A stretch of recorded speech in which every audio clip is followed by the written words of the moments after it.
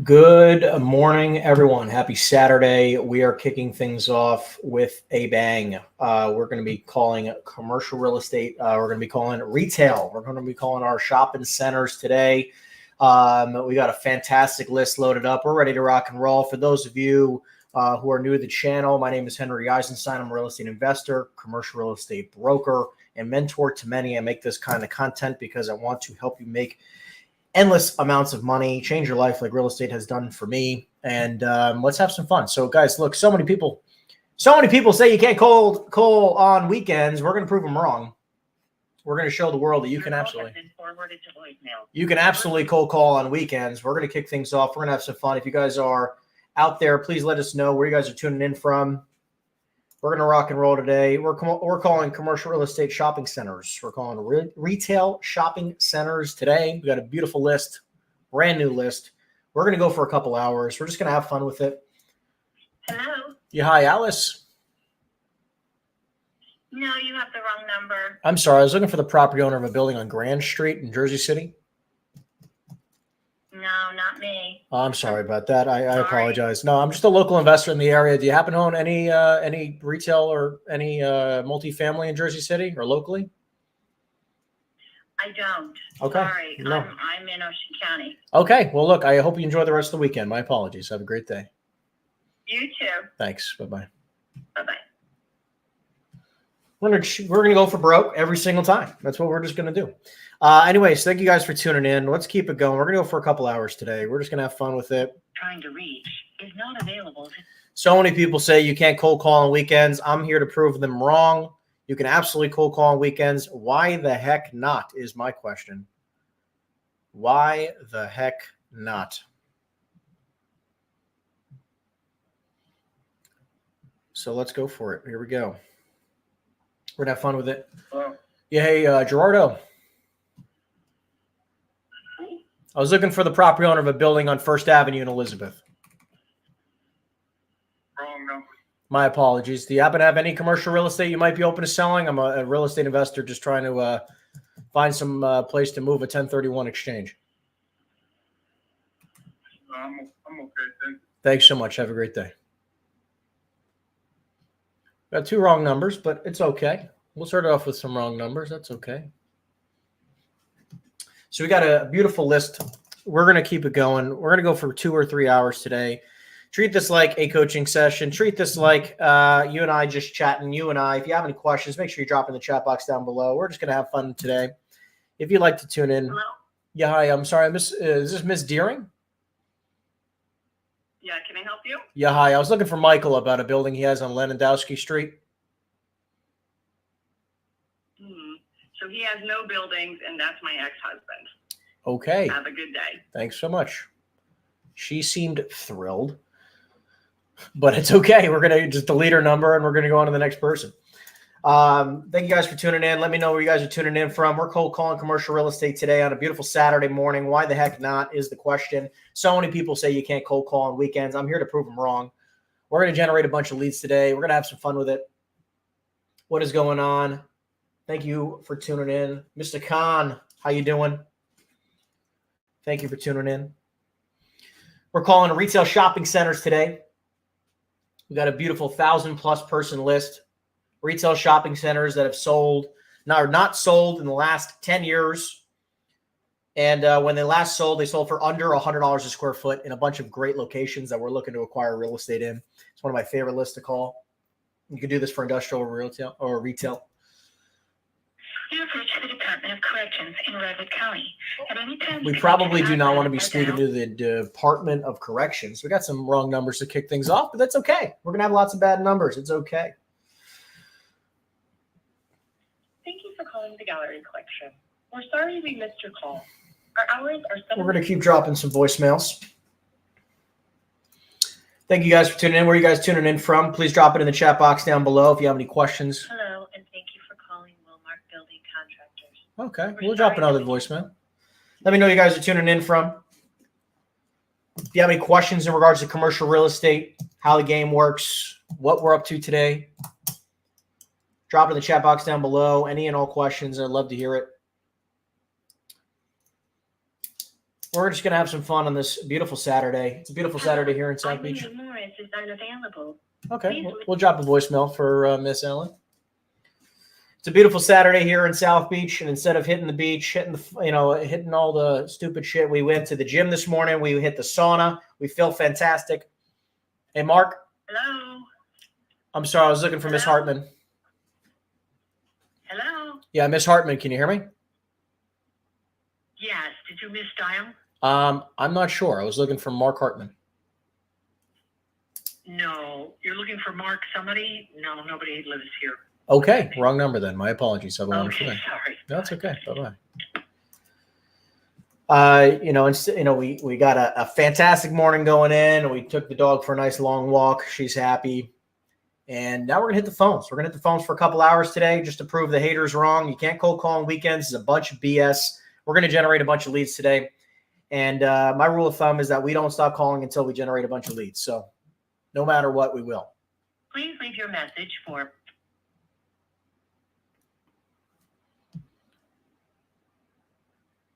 By the way, if you're in the South Florida, you're in the South Florida area, we're doing a meetup next Saturday. Love to meet up with you. Make sure you shoot us a DM if you're in the South Florida area or willing to drive or travel. We're doing a big meetup, free meetup. We're doing a workout, shooting some guns. We're going to smoke some cigars. We're going to have some lunch. We're going to do some business networking. We're going to do some business training. We're going to have a lot of fun. So if you're interested in joining, we got like 15 to 20 people already signed up. It's going to be a great event. I will be there, obviously. Hey, Dennis. Hello, I can't come to the phone right now, but please. It's okay. By the way, listen, on the weekends, I absolutely believe that you can call from 10 a.m. to 6 p.m. without a shadow of a doubt. Any earlier kind of gets a little bit hairy. You probably can call for another hour, maybe go to 7 o'clock or so. But, I really do believe that Monday through Friday, you can go 8 a.m. to 8 p.m. I don't see a reason why you can't do that. However, on weekends, I probably recommend that you're probably doing like 10 to 6. That's probably, it's my recommendation. You've reached All-Star Concrete Pumping. We're on the other.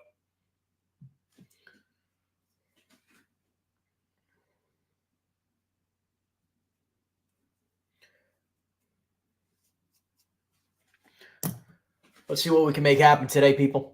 Drop a comment down below if you guys are in the commercial real estate business, where you guys are located. Yeah, I was looking for Dennis, please. Sorry? I was looking for Dennis. Oh, there's no Dennis here. Okay, I was looking for Dennis Unger, the property owner of a building on Public Road.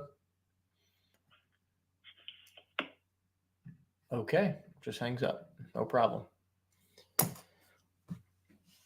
So a couple of things. I got a bunch of things to talk about on the agenda here today. We'll just rip through a bunch of them. Number one, a lot of people make a big mistake in commercial real estate. Hey, thanks for calling. To connect and talk, just say your name and what you're calling about after the beep.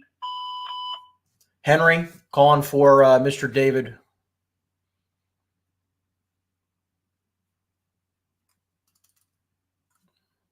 Hey, thanks. An application error has occurred. Okay. We'll go to the next person. It's okay. So a couple of things. Big mistake the commercial real estate brokers make is that they don't make enough offers on properties. I think it's the biggest mistake a lot of brokers make. Hey, Michelle? Family owned and operated since 1998. Here at East Coast Salt, we cater to. We'll keep going. But they don't make offers enough, right? Like what happens is that these commercial real estate brokers, they do the hard thing, right? Like, they make the calls, which a lot of people don't even do, right? They make the cold calls. Kudos to you for those of you who are making some cold calls. Fantastic job, right? Yeah, I was looking for David, please. I'm sorry, you have the wrong number. Wrong number. My apologies. Have a good day.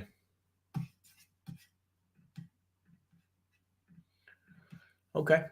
We'll keep it growing. So they make they do the hard job, right? Like they make the cold calls.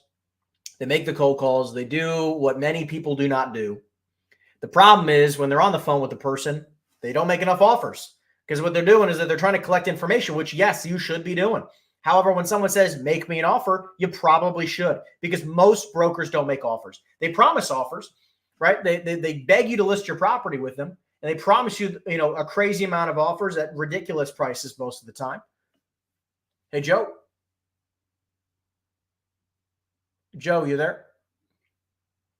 We got no Joe, huh? We got no Joe. So they promise them these crazy numbers, and then they never present an offer. And then they just keep asking more and more and more questions, asking for more and more paperwork, and they just never present an offer. I will 100% of the time present an offer. 100% of the time, every time. Yo. Hey, Joe. Hello. Yes. Joe, my name is Henry. I was calling you about a building of a Northwood Avenue in Linden. How you doing? Oh, okay. Great. I was calling you because I'm a local investor in the market here, and I'm going through a 1031 exchange, and I was just curious if you'd be totally against selling the building. Right now I'm fixing it up. After I fix it, give me a call. Okay. I mean, how much I more? got, How much more work are you going to be doing on it? what's that? I got to finish the store downstairs. Okay. I mean, let's just say that you could sell it as is without doing any of the work downstairs. I mean, what would you consider Come look for? at it and talk to me face to face. Okay, I'm open to doing that. I can do that. Are you? What time are you always there? I'm anytime you need me there. Where are you from? What I have a house in Red Bank, but I do I'm up and down the whole entire state all the time, looking at properties. So I don't mind. Why don't I stop by sometime this week? All right, that'll be fine. What time? What time range? Do you just want me to call you before I'm over there? Call me before you go over there. Okay, that's not a problem. I can do that. And just to clarify real quick, do you, You're not a company with bullshit, right? It's not a company. It's you, right? Correct. Yeah, It's just me. Look, it's just me and my partner. That's it. There's no bullshit. I'm not trying to yank a chain or How anything. many partners you got? I said me and one partner. That's it. Okay, that's fine. All right, very good. Call me next week. Okay. Again, this was your cell phone, right? I'll shoot you a text here, Joe. Yep. Okay. Yep. No problem. I appreciate it very much. Right. Thanks. So look, this is somebody who's interested in selling. I mean, no bullshit. I mean, this guy's obviously probably gotten a few of these phone calls before. Let's check out the building. This is an 8,500 square foot building, corner property. Let's take a look at this little crap property here. I mean, it's actually not a bad property here. You know, he bought it for a very low basis. He bought it in 1999 for $200,000, an 8,500 square foot commercial building. It's a mixed use building. Looks like it's got retail, obviously, on the bottom floors. Looks like retail on the bottom floor. Looks like it might have a cleaners. Let me see here. Interesting. Yeah, it looks like it's a couple stores on the bottom. Looks like it might be 1, 2, or 3 stores on the bottom, and then a couple probably apartments upstairs. I'm going to shoot this guy a message, and I'll have my partner shoot over there sometime next week. And that's it, right? I mean, that's all she wrote. I mean, keep in mind that, like, you're not going to – sometimes when somebody's going to be this uptight and this direct on the phone, right, it's okay. And they'll just, want to bulldoze the conversation. I'll get as much as I can into it. And he already said that I could stop by at any time. I'll stop by at some time this week and, call it a day. That's just as simple as it is. Let's take some quick notes on this stuff. So hold on one second. Let me just make sure this is paused. Okay, cool. And then I'll shoot the guy a text message in a minute. So look, 8,500 square foot building. If we could buy this building, this is actually, by the way, in a great location, a very good location. It's probably like a B plus location, A minus, B plus. We like it. We'll take it. And if I can get this building for probably, something like 600,000 or 800,000, maybe, again, he's trying to fix up a store downstairs. So ideally I can try to buy it as is. The goal here is to get it between 600 and 800 grand and try to flip it for $1 million to 1.2, 1.3, 1.4 million. I mean, $200 a square foot would be $1.7 million. And this market could probably substantiate it. And obviously the income has just got to back it up. So without getting any income, without getting any further information, ideally I like to be between probably around 600, 800K. That's an easy sub 100 a foot would be great. Let's just take a quick note here, put this in the CRM, and let's move on to the next lead. So we got what? This is nice. This is a nice one-off lead real quick. We'll take it. We've been dialing for not even 15 minutes, and we got a nice little lead. I mean, I don't know what he'll take, but I do feel pretty confident that we can try to make at least something happen. And if he wants like $1 million, then we can try to broker it out, try to make, 25 to 50,000 bucks because it's a small little deal. But we'll see, let's, we'll take it one step at a time. Let's give it a quick note here. We're going to say here mixed use property, 8.5K square feet, retail on bottom, multi on top. At least this is what it looks like. Renovating the bottom floors.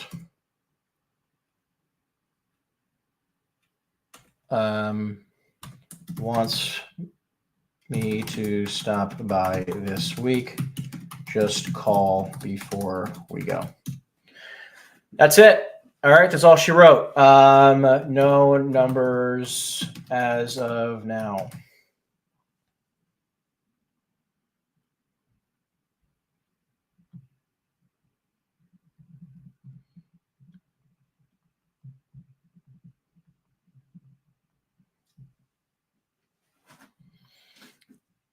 Okay. Let's do it. So on to the next. We love this. Great conversation. We're going to delete all the details, delete all the details from the dialer because we don't need it in the dialer anymore because we already pulled it out. We moved in the CRM. We go on to the next lead. Bing, bada, boom. Next. Okay. That's a simple game, my friends. Let's try to get 5 more today. Try to go for 6 leads today. We just got number 1. I'm pretty happy with it. I mean, I wouldn't call it a class A lead by any means, but definitely somebody who's open and interested in selling. We will take it all day long and twice on a Saturday. This is Fred. Leave a message. Thank you. We will leave a message for you, Fred. Again, let me know where you guys are tuning in from.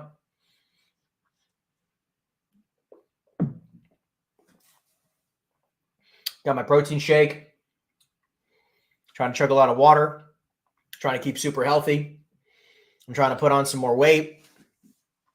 My goal is 1 pound of muscle a week is my new fitness goal. What's up, Shaw? You got the word I'm what? You got a lot. Oh, from Houston. There we go. Thank you, Shaw. Thank you for tuning in from Houston. Houston, Texas in the house. I love it. Been to, let's see, I've been to Houston once, and then San Antonio once, been to Dallas once. I've been to Austin like a dozen times. Houston market's doing fantastic. The greater, Dallas-Fort Worth market doing great. A lot of stuff going on in Texas right now. A lot of business going on in Texas. I'm calling New Jersey, by the way. Take some German creatine. Has been forwarded to an automated. Take some German creatine. I don't know about that, Trilla. I don't know about that. I use a company called Isagenix. My wife is a part of the company. It's the cleanest stuff you can possibly take in. We got a lot of people from Houston. Look at that. We got a bunch of people from Houston. Hello. Calls to this number Oh, here we go. are being screened by Smart Call. Here we go. Tracker. Please say your name after the tone, then press pound. Henry. Please wait a moment while your call is connected. See what happens here. We got 3 people from Houston. We like it. Let's see what we can make happen here. Sounds like he's out of the country right now.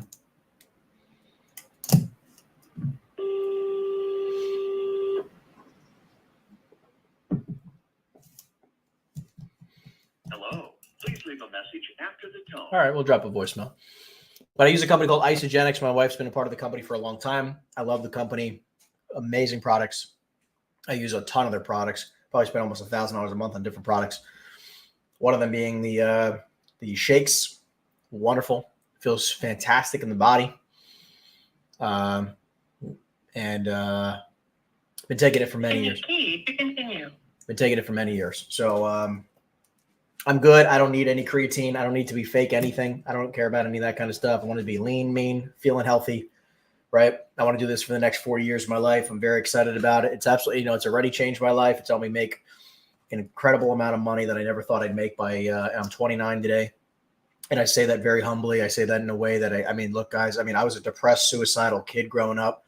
I grew up in a middle-class family. My family never made more than like 150, 180K, which is great. I'm not going to lie about that, but they never saved any money. They were very, they had a poor mindset. They didn't understand how to invest. You reach cell phone to the Andy Sanchez. Very interesting, right? So like my parents were, smart enough to get into careers where they can make, 180 to 200K combined. 503. And I always talk to them about this, you know, and I think it's very interesting. We're like, they just never saved any money. They never invested money. The only investment they ever made was in a house, a single family house that we lived in. And, you know, again, you know, I went through a lot of depression. I went through a crazy amount of suicidal thoughts. I was I went through a dark time in my past, you know, and, you know, from like 8 or 9 years old, I started having suicidal thoughts. It was a very scary time for me. And, you know, actually, hey, John, you there? Doesn't sound like it. Okay. I'm just going to let my coaching community know that I am live right now. Let's let them know, right? Let's let the good people know. Because I'm doing this for fun, just because I love to go live. Holy cow! So, anyways, I was suicidal and depressed by the age of 8 or 9, Forwarded to voicemail. and you know, I had a very dark path that I went down. You know, I attempted on my life a few times, and I ended up becoming a 2-time college dropout. I went to college, I dropped out the first time, went into business, failed miserably. Thank you for calling McAllen. And I went back to college for like 2 weeks and then dropped back out again. And and that was about 10 years ago. So I've been on this entrepreneurial journey for almost 9 years, you know, just before my 21st birthday. Yeah, you know, I think, Thank you for calling Shreddick. you know, it's been a wild freaking ride, and, spelling mistake in the banner. Listen, I just said that I dropped out of college twice, so I can highly understand. I can understand that there probably might be a spelling error, but hasn't stopped me from crushing it in real estate. I can say that much. Thank you, James, for pointing it out. You've reached 609-655. Thanks, James. Yep, that just goes to show. You know, but thank you, James, for pointing it out. I appreciate it. I can edit that right now.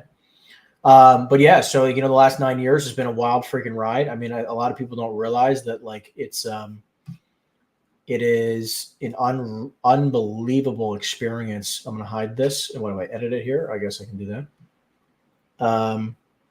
Similar businesses. To connect to Benogen, press 1. For senior products for health and safety, press 2. All right. Well, we're not going to do any of that. And then we can hit save, right? Is that how we do it? Oh, here's save. All right. And then we can turn it back on again. There you go. Thank you. Thank you, James, providing some value. I appreciate that a lot. You know, and I appreciate it, James. Thank you. Thank you. This is John Hart. I'm sorry I missed your call. Oh. Please leave a message. No worries, John. We will drop a voicemail on you. Thank you, James, for providing some value today. I appreciate that a lot. Shaw says, did you start off in the residential before going to the commercial? Yes, I did. I started off in the residential business. It was funny. I started watching the $1 Million Listing New York about 10 years ago. I was like, wow, these guys are selling crazy, beautiful properties. Ryan Serhant's the man, Frederick Eklund, all these people, right? And I watched this and I'm like, holy cow, they're making tons of money. This is insane. I could do the same thing. I'm a hustler. Good morning, Katie. Yeah, good morning. I'm looking for James, please. Speaking. Yeah, James, my name is Henry. I was calling you about the building you own on Richards Avenue in Dover. How you doing? What's this in regards to? I run a small investment company locally, and my partner and I are going through a 1031 exchange on a building we own, and I was just curious if you'd be at all open to selling the building here. No, we are not. I appreciate it, though. Okay. I mean, do you happen to have any other properties that you might be more open to selling? I'm sure you get calls like this a lot. No, we do No. not. Okay. I mean, okay. And just curious, if I was looking to sell another property somewhat local to you, would you be at all open to buying something? No, it seems like we're okay. Thank you, though. Okay. I appreciate it, James. Have a fantastic day. On to the next. Thanks, and have a fantastic day. Okay. So anyways, yeah, I got into the real estate business and I'm watching these $1 Million Listing stuff, right? And I'm watching all this crazy content of these guys just, you know, slinging properties and making like 100K here, 50K here, 250 here, 700 here, whatever, making crazy commissions, right? And I'm like, I want to do that. So I get in the real estate business And my very first job was Your call has been forwarded with to this voicemail. woman who was the only person I knew who was in real estate, family friend of a friend kind of thing, right? And she was in the foreclosure business. I had no idea. So basically, for the first 12 months in this business, in the real estate world, where I'm ready to sell $1 million condos, okay, I am evicting people from their homes, Forwarded to a doing automatic cash for voicemail. keys, right? Helping, evicting people from their houses. It was the worst experience of my life, right? And I ended up absolutely hating it, obviously. And I was like, this is horrible. I'm not making any money. I made almost no money for the first 10 months. I made nothing. I think I made $800 in my first 10 months. And then I finally quit. What ended up happening was, I had such a poor experience, right? With that first mentor, I was like, I can't afford to screw it up again, right? So I ended up was talking to a bunch of people, and I ended up I was playing I play a lot of poker, and I was playing poker at a home game, and this one guy was a broker of record, and I went to we were chatting, and I ended up just switching companies to his, and he's like, oh, I'll mentor Your you. call has been forwarded. You and me, I'll hold your hand. I'll walk you through everything. So, I ended up switching brokerages, and within like 60 days, I ended up making like $25,000. And I was like, holy cow, I'm 21. I made $25,000 in 60 days. I was like, it took me 6 months or 8 months to make that kind of money, right? I was making 40 grand a year before that Your call has been forwarded to at another voicemail. job. And so I was making I made 25 grand in 2 months. I was like, man, if I could do this every single month, right? I was like, I could make some serious money, right? So I ended up going to an event, and because I reinvested 100% of that money, I took all $25,000. I bought it. I got a coach. I went to several. Hello. Everyone's not gonna help you. Yeah, I'm sorry. I was looking for the property owner of a building on Littleton Road in Parsippany. Yeah, this is the Littleton Road one.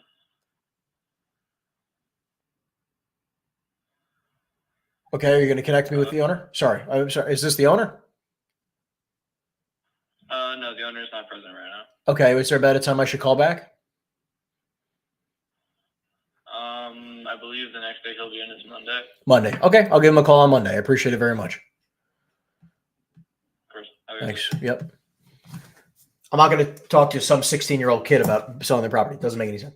So anyways, I go to all these different events, self-development. I was like, I'm going to go to all these conferences, buy all these courses. I'm going to learn everything I need to know. I'm going to become a master of cold calling. By the way, I hated cold calling at the very beginning. I told my first mentor, which is that woman in the eviction world, that I would rather open up a kiosk at the mall rather than cold calling. I mean, that's just the dumbest thing I've ever heard in my life. Okay. Anyways, I said that. That was my actual words. And I, obviously now I've made over 1 million cold calls in my career. And obviously I help a lot of people make a lot of money cold calling. So thank God I finally got involved in it. Anyways, I switched brokerages, and I ended up working for this guy who was at, speaking on stage at one of the events I went to, and had a horrible experience again. I went to go work for this guy, and this guy, I signed a horrible deal, and I was making like 10% of the commissions I earned. So I grossed like $350,000 in commissions working for this guy. I mean, I learned a lot, obviously, but, sold a lot of real estate, but I made no money. Hey, Jason? Jason, you there? All right. Good chat. So anyways, I made no money. So that next year I made like 35,000. I think it was like 39,900 that next year. Okay. But I had made I grossed over $300,000 worth of commissions. I was like 21, 22 years old. So I was expecting to make more money. And I had such a bad experience. I was like, screw this. I got into a bunch of other different businesses. And then I went to a Tony Robbins event, and the Tony Robbins event. Hey, Frank. Hello. I'm sorry. I was looking for Frank Minetti. Hello. Frank Benetti no longer lives here. Okay. And she hung up. That's interesting. Well, let's delete her phone number because she's obviously not going to appreciate it if I called her back again. So anyways, I went to a Tony Robbins event. I had no money, just a bunch of credit card debt, maybe a couple grand in my name. And I went to a Tony Robbins event. Again, I was 21, 22 years old. And my coach. Yeah, I was looking for Jay Patel, please. No, he's not here. Will you message? I have his cell. I'll give him a call. Thanks. Okay. Next. So I went to Tony Robbins event. I hired a coach on a credit card, paid like $10,000 of money I did not have, but thank God I did it because my very first meeting with the guy, he basically said, hey, hello, Kurt. Okay, no one's there. So anyways, the very first thing my coach said is like, hey, listen, you have a lot of potential, kid. if you could just focus it on one thing for a decade, blinders on, 100% focus, what would it be? Because I promise you'll be successful. And I said, real estate. I just got to do it for myself. So the very next day I went back into real estate, residential on the residential side. It's like 2017 or something like that. And basically I freaking crushed it. Within 3 years, I was making $100,000 a month. Started doing, I was doing a lot of investment deals, single families, two families, 3 families, 4 families, small multi-families, 5s, 10s, 20s, got into larger multis, the last few years. And then, we started to do a lot more commercial in 2018, 2019, 2020. And then we started only doing 100% commercial over the last few years. And my business has taken off, and Total pediatric service. And, it's absolutely changed my life, right? I mean, it's just been the craziest experience of my life. I work half the amount of hours. I used to have to work 100 hours a week just to make $1 million a year. Hello, you've reached. And now we make several times that, and I work about 50 to 60 hours a week. So it's absolutely changed my life. That's why I do it. That's why I create content. Thank you for and I really am just the kind of person where I'm like, hey, listen, I speak a lot on mental health because I'm such an advocate of it. Again, I went through crazy mental health challenges. I was supporting a lot of people who went through mental health challenges, and I'm so passionate about helping people. I want to give back in any way that I can. So that's why I create this content. I do it all for free. And obviously if people want more of my time, they pay for it. But that's why I do a ton of this content. I just give away all the answers for free. So not holding anything back. Last thing it says, Trilla says, I'm just gonna keep on some of these questions. Thank you guys for all the questions. Hey, Tom. Mr. Tom, you there? Or not? Okay. Trilla says, are you a transaction broker for most of your deals? No, I represent both sides in the transaction a lot of the time. Most of the time I just treat myself as a seller. Most of the time it's a buyer's broker technically, but the seller pays all the commissions anyway. So, but that's just how I kind of don't have to worry about signing exclusive listings and stuff like that. I typically just say I represent the buyer. Charlie Brown TV says, do you help wholesalers get into commercial real estate? Yeah, of course. I've wholesaled many deals. We're working on a deal right now, which I'm waiting to hear back this week. Could be one of the biggest wholesale deals of my life.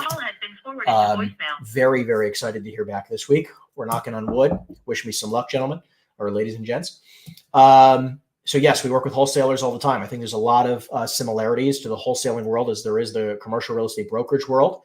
A lot of similarities. James says, hey, Mohammed. Associates. Please note that on to the next. James says, I love your cadence and professional, efficient attitude over the phone. Thank you for sharing all these amazing stories and lessons you've learned. You are so very welcome, Nick. You're so very welcome, James. Thank you so much for, following the journey. I appreciate that. Sounds exactly like where I am now. This is very interesting. Appreciate that. Yeah, listen, man. I mean, I think that a lot of people don't realize like major levels of success, major levels of wealth. Alex Ramosi even said this, right? Money loves speed. Wealth loves compound or time, right? Like wealth. Hello, Mohammed. Hello. Yeah, hi, Mohammed. My name is Henry. I was calling you about a building you have on Ellis Avenue. How you doing?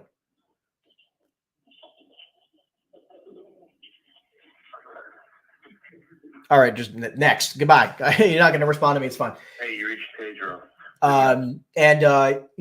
Money loves speed. Wealth loves time. Okay. In order to make very large amounts of money, okay, like big money, it does take a lot of time. It takes to compound, right? Most people are not going to make $1 million in this business in 1 year. But you can absolutely do that in a course of a decade. 100% you can, right? Matter of fact, some people have done it in 5 years or less, right? I mean, I know people within 36 months were doing about $1 million a year. Okay. I'm one of them, right? So, within 36 months of joining this type of industry, right? Hi, Pedro.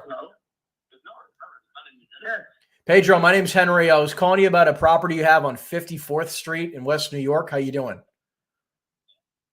I'm doing well, but that's our business here. We're not planning to do anything with it. Got it. Okay. Well, listen, I run a small investment company locally. My partners and I just sold a building, and we're trying to do a 1031 exchange. So I understand you're not looking to do anything with that property. Do you happen to have anything else locally you might be open to selling?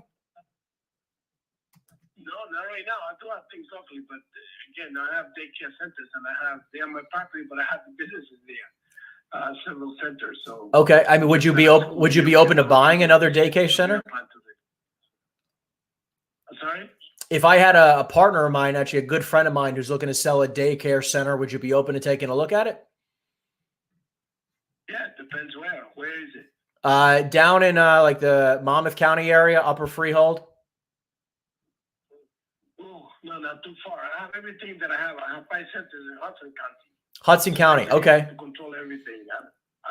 All righty? Yeah. So if I have a friend of mine who's looking to sell a daycare. If you send me the address, I have friends of mine that are looking to expand. They might be interested. Okay. Yeah. It's an old kiddie academy. I'll give you the information. No problem. Is this your cell phone, Pedro? Yes, it is. Okay, great. Look, again, my name's Henry. I'll shoot you a text in a moment, and we can chat about it some other time. All right? You got it, Henry. Thank you. You got it, my man. Thanks so much. Take care. Let's just shoot him a quick text. Be a man of my word. 1 second here.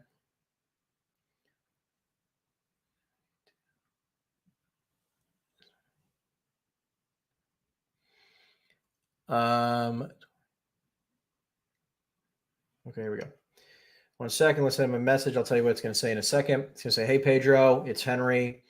Great chatting with you about acquiring another daycare property. I'll have my assistant send you some information this week. Please send me your email when you have a moment." Jesus. Have a moment. Enjoy the weekend. That's it. Done. Okay. On to the next. Take the phone off mute. Next. And here we go. Okay. Okay, James says, okay. Do you think it's better to start with residential for the first few years than transition into commercial? Absolutely not. I think you can actually do both.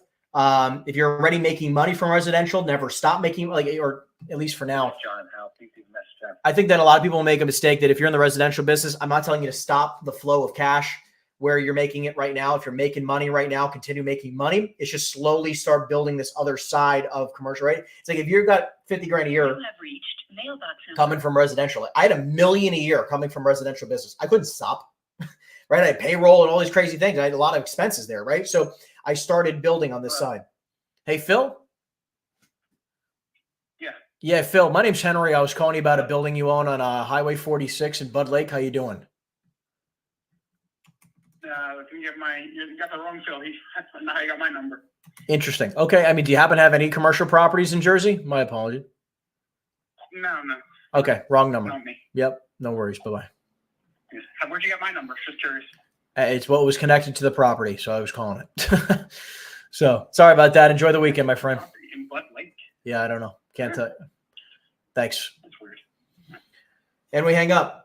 So anyways, it's like I could not just stop doing this, right, and just expect zero income to take care of my life. No, I couldn't do that. I had to continue doing this with a little bit less time. I gave myself like 10 or 15 less hours a week to do my residential business, and I started working on commercial, and eventually it was like this, right? Where now my commercial business is nearly 100%. Hey, John? Hello? Yeah, John, my name's Henry. I was calling you about a building you have on Summit Avenue. How you doing? I'm not John. Who are you? My name is Henry. I was looking for a property owner of a building on Summit Avenue. Property owner? Yeah, look, I guess I have the wrong number. My apologies. No. You got the wrong number. Yep, no worries. Have a great day. On to the next. Thanks. Have a nice day. So anyways, yeah, I do believe that if you're in the residential business and it's currently paying you money, you don't just stop. You will slowly transition. However, if you're not making any money in the residential world, I would highly recommend you get into the commercial real estate business, do leases, Hey, Phil? Hello? I was looking for Phil, please. Hello? What? I guess I might have the wrong number. Sorry. Yeah, like clearly not Phil, unless she identifies as a Phil. It was a weird joke. Anyways, here's the thing. So in commercial real estate, there's a lot of ways to make quick money. Okay. You can do leasing. Okay. Very, very fast money that you can make in leasing. You can get paid within just a few short weeks. I think it's a very quick way for you. Hey, Pasquale. I was looking for Pasquale, please. Was this in reference to? A building he owns in Brick. It's like a personal matter. Well, this is on his cell phone. I'm just okay. Is this his wife? No, this is his daughter. Okay. Well, look, I apologize. I was calling about a Drum Point Road property, and I apologize. I'm just calling a list here of numbers. I'm trying to get a hold of Pasquale, and then randomly came up with this number. I had no idea who it was. So, It's okay. got it. So, is there a better phone number I can call him at to discuss this property? Which property? I just said the one on Drum Point Road. And what about, I work with them. So what about the property on Drum Point? I run an investment.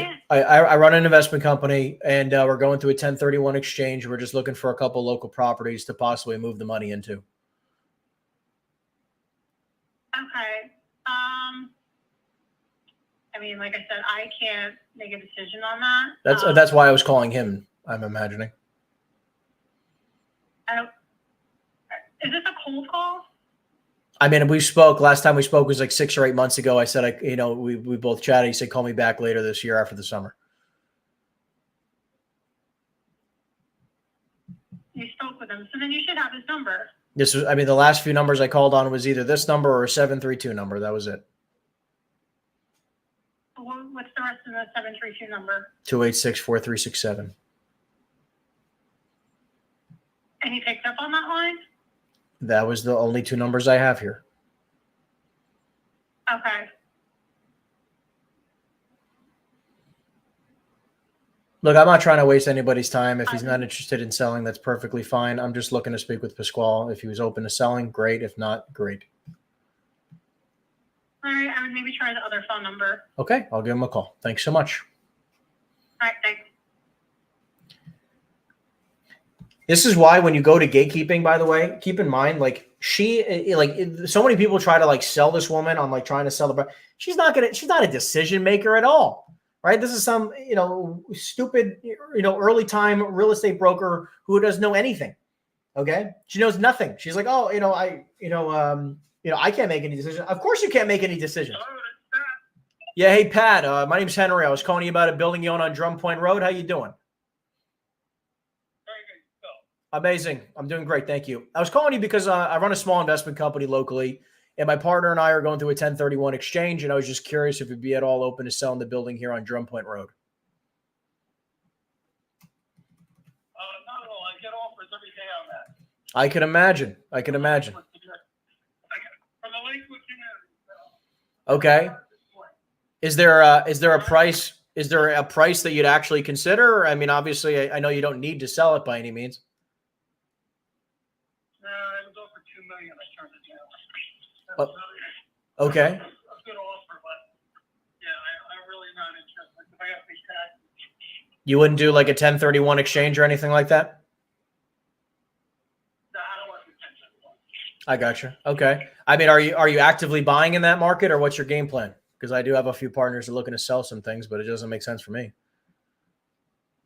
Nah, not at this point. I'm getting ready to slow things down a little bit. Just keep my investment. I mean, the thing is paid off, so it's just, It's a nice cash flow for you. That makes sense. Okay. I mean, you don't have any other properties you might be more open to selling? Or if you did sold off the entire portfolio and did a 1030? Most of my properties are residential. I might have my office building, but I don't know yet. Depending when I retire, I'm 88. Oh, I mean, hey, God bless, my friend. God bless. All right. Well, listen. We're good. It sounds like it. All right. Well, look, should I at least call you back on this number at some point to try to see if we can do something about the office building?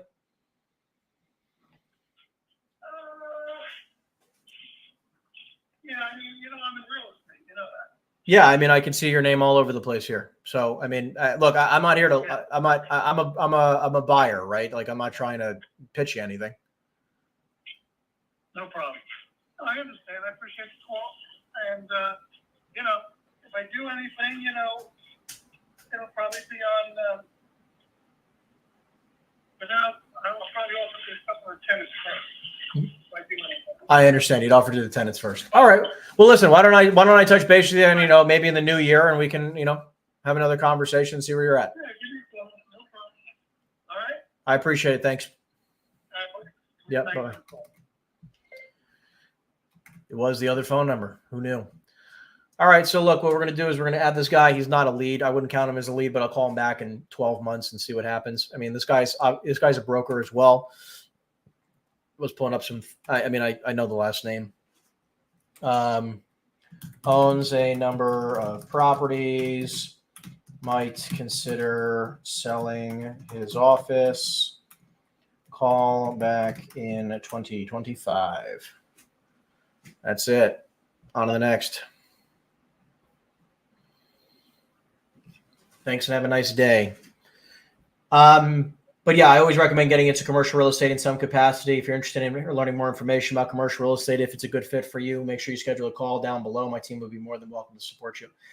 The CEO says, hey, Henry, I'm a nationwide wholesaler. I have a client. Hello? Hello? Yeah, Konstantinos. My name is Henry. I was calling you about a building you own on Route 46. How you doing? Yes. So- Okay. Great. I was calling you because my partner and I are going through a 1031 exchange, and I was just calling to see if you'd be totally against selling the building here. What do you mean?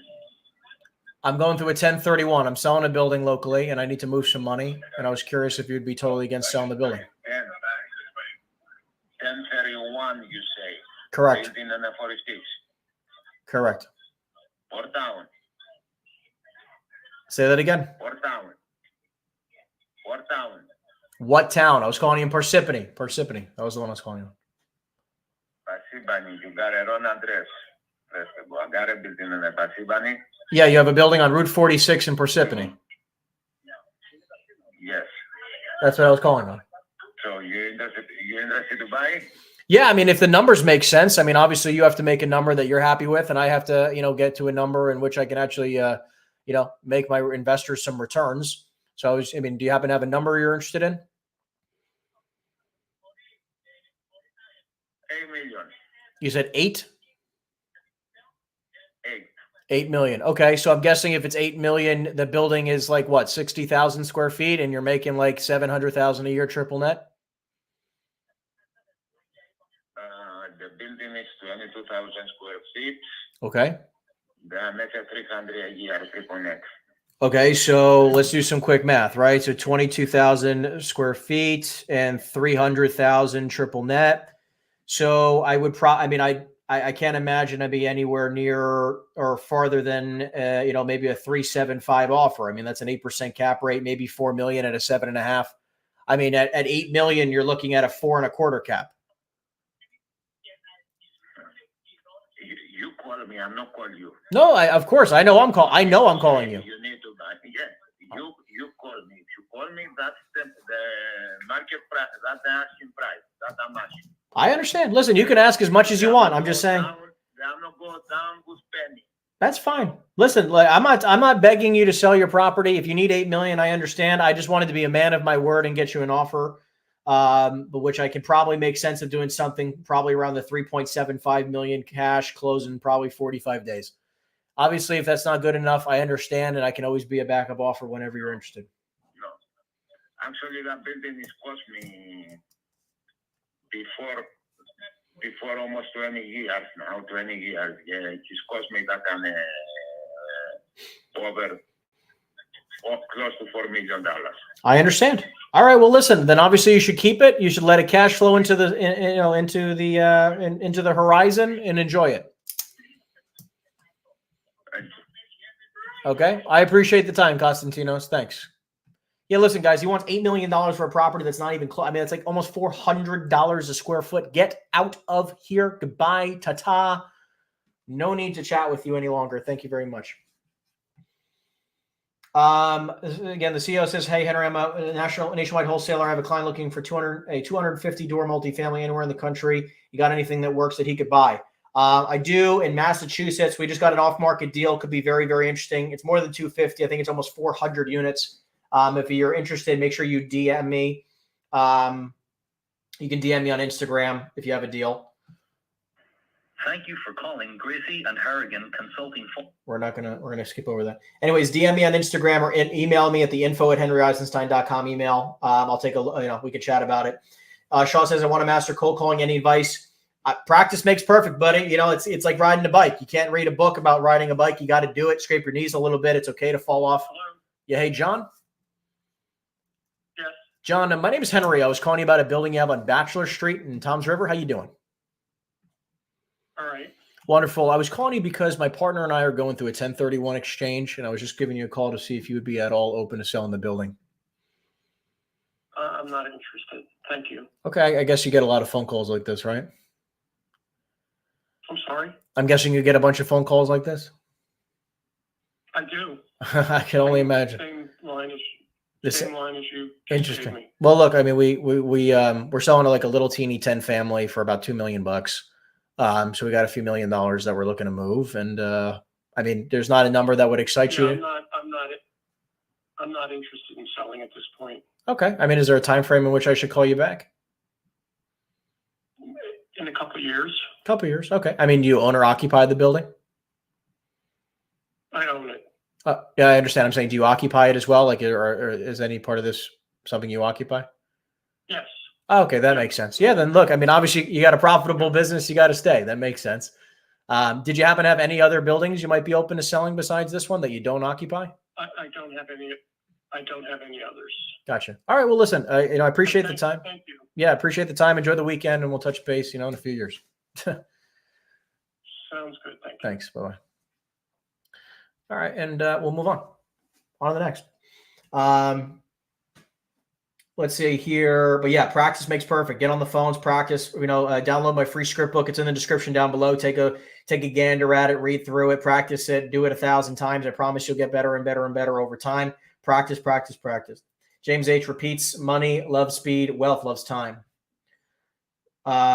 Yeah, the CEO, I agree. Just email me like we talked about. James says, I am new to the real estate industry, 6 months into residential real estate, working for luxury real estate brokerage that doesn't do any commercial real estate. I've helped my mentor. Call has been forwarded to voicemail. The person you're trying. I've helped my mentor do more than $33 million in total volume. I was working 80 hours a week, but I signed a very bad deal where I don't get any commission split. Yeah, I mean, look, James, I understand. I've been there, obviously, like I had mentioned. I feel the same way. You're either going to have to do one of a few things. Number one, you're going to have to start selling. Like, the only way to make money in real estate, period, is that you have to learn how to sell your own deals. You have to learn to prospect. You have to learn to sell your own properties. You have to learn how to, get your own deals, sell your own deals, period, right? Like, if you want to make money at all, you have to be the one who generates the opportunity. Because if you don't generate the opportunity, think about it. If your boss, your mentor, okay, the guy you work for, the team leader, generates the opportunity, he then has the control of who makes money on that deal. It can be you. It can be anybody. Hello.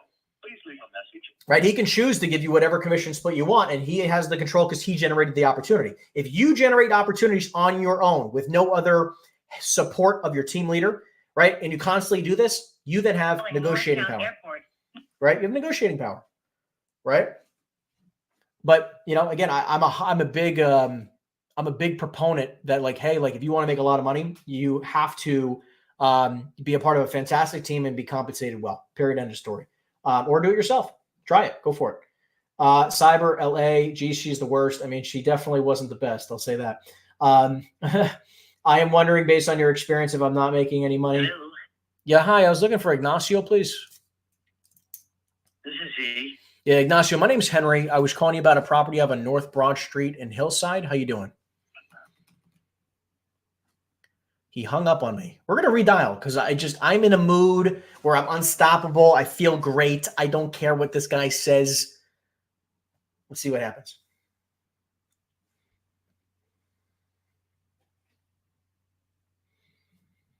Here we go.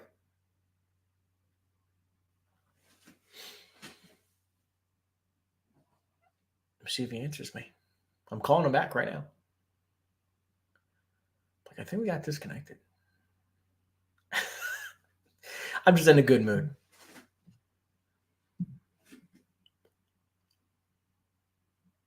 Your call has been forwarded to All right, well, then voicemail. we'll drop a voicemail. It's all good.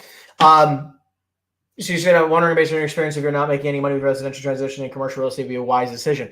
Keep in mind, listen, you're much closer on the residential side to making money. So I would just understand like, hey, before you just completely stop and change directions, I would say renegotiate your compensation where you are. Okay, James? Because if you actually did $33 million in actual deals, you should have been paid some level. You can negotiate commission. Hey, going forward, I'd like to earn, because do your math. Like, hey, if I was paid 25% on every single one of these deals, I would have made X. If I was paid 50% commission on it, hey, Al? Hello. We are not available now. I was paid 50% on these deals, and you can negotiate these types of splits. You might be able to make more money, right? So renegotiate first. Always renegotiate first. You don't just run, cut, and dry. I always would try to renegotiate first. If that doesn't work, you can go do your own thing, okay? Because it also depends on how many of those deals did you generate versus your team generated. Because if your team generated 90% of that business and you generated 10, you can't go anywhere. You're gonna make 0 on your own, right? But if you generated 80%, your team gave you 20%, you're still making nothing, go leave, because you already are generating a large portion of your business anyway. So that makes sense. If you need more clarification, let me know. Call has been forwarded to voicemail. The person you're trying to. So I hope that supports you, James. But that's really the clarity I think that might help you there. Shizzy. Okay. Says, hey, Henry, when you call these property. You've reached the voicemail of Joshua. Sorry. When you call these property owners and you find one that agrees to sell, do you try to get an exclusive listing, or do you already have a buyer for them? Depends. Hi, sorry, Mr. A lot of the time, like most of the time, I'm not going to try to get an exclusive listing because I just don't care. Like they're looking for an offer. I can present an offer to them.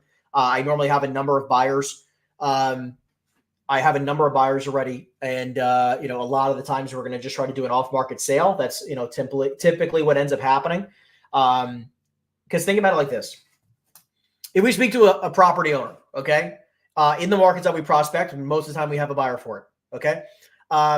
We'll say this one exact scenario. Let's just say if they want a good price, right, a reasonable price, we should be able to sell it, right? Because if it's a good price or a reasonable price below market value, we should be able to sell it off market.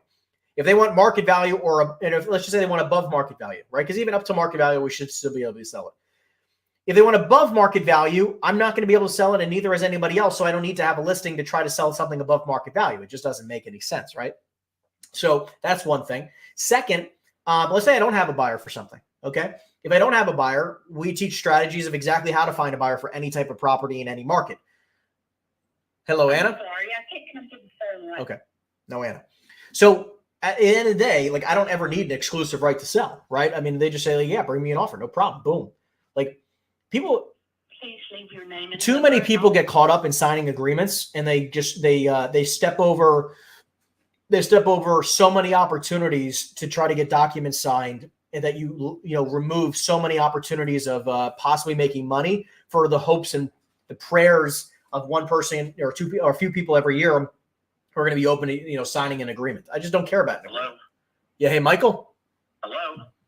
Yes. Yeah. Hey, Mike. My name's Henry. I was calling you about a building you have on Route 35 in Seagirt. How you doing?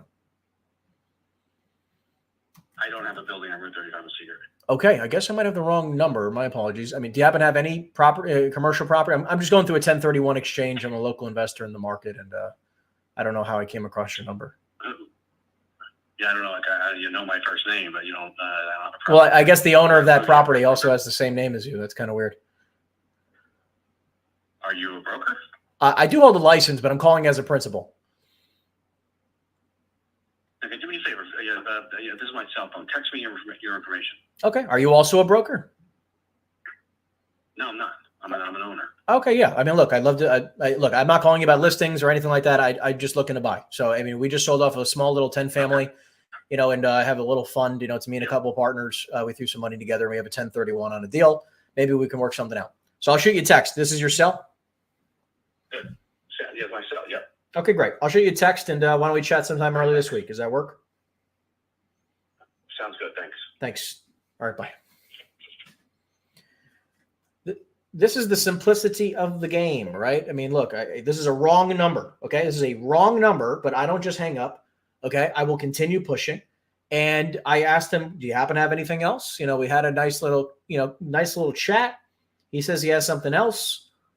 He's an owner. I'm going to shoot him a text message real quick. Let me just make sure I have the right phone number. So I always mess that up somehow. Okay, here we go. Hey, Mike, it's Henry. Great chatting. with you about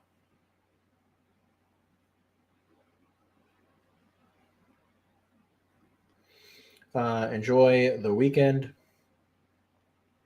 Let me know when it would be best for us to get back on a call again this week. That's it.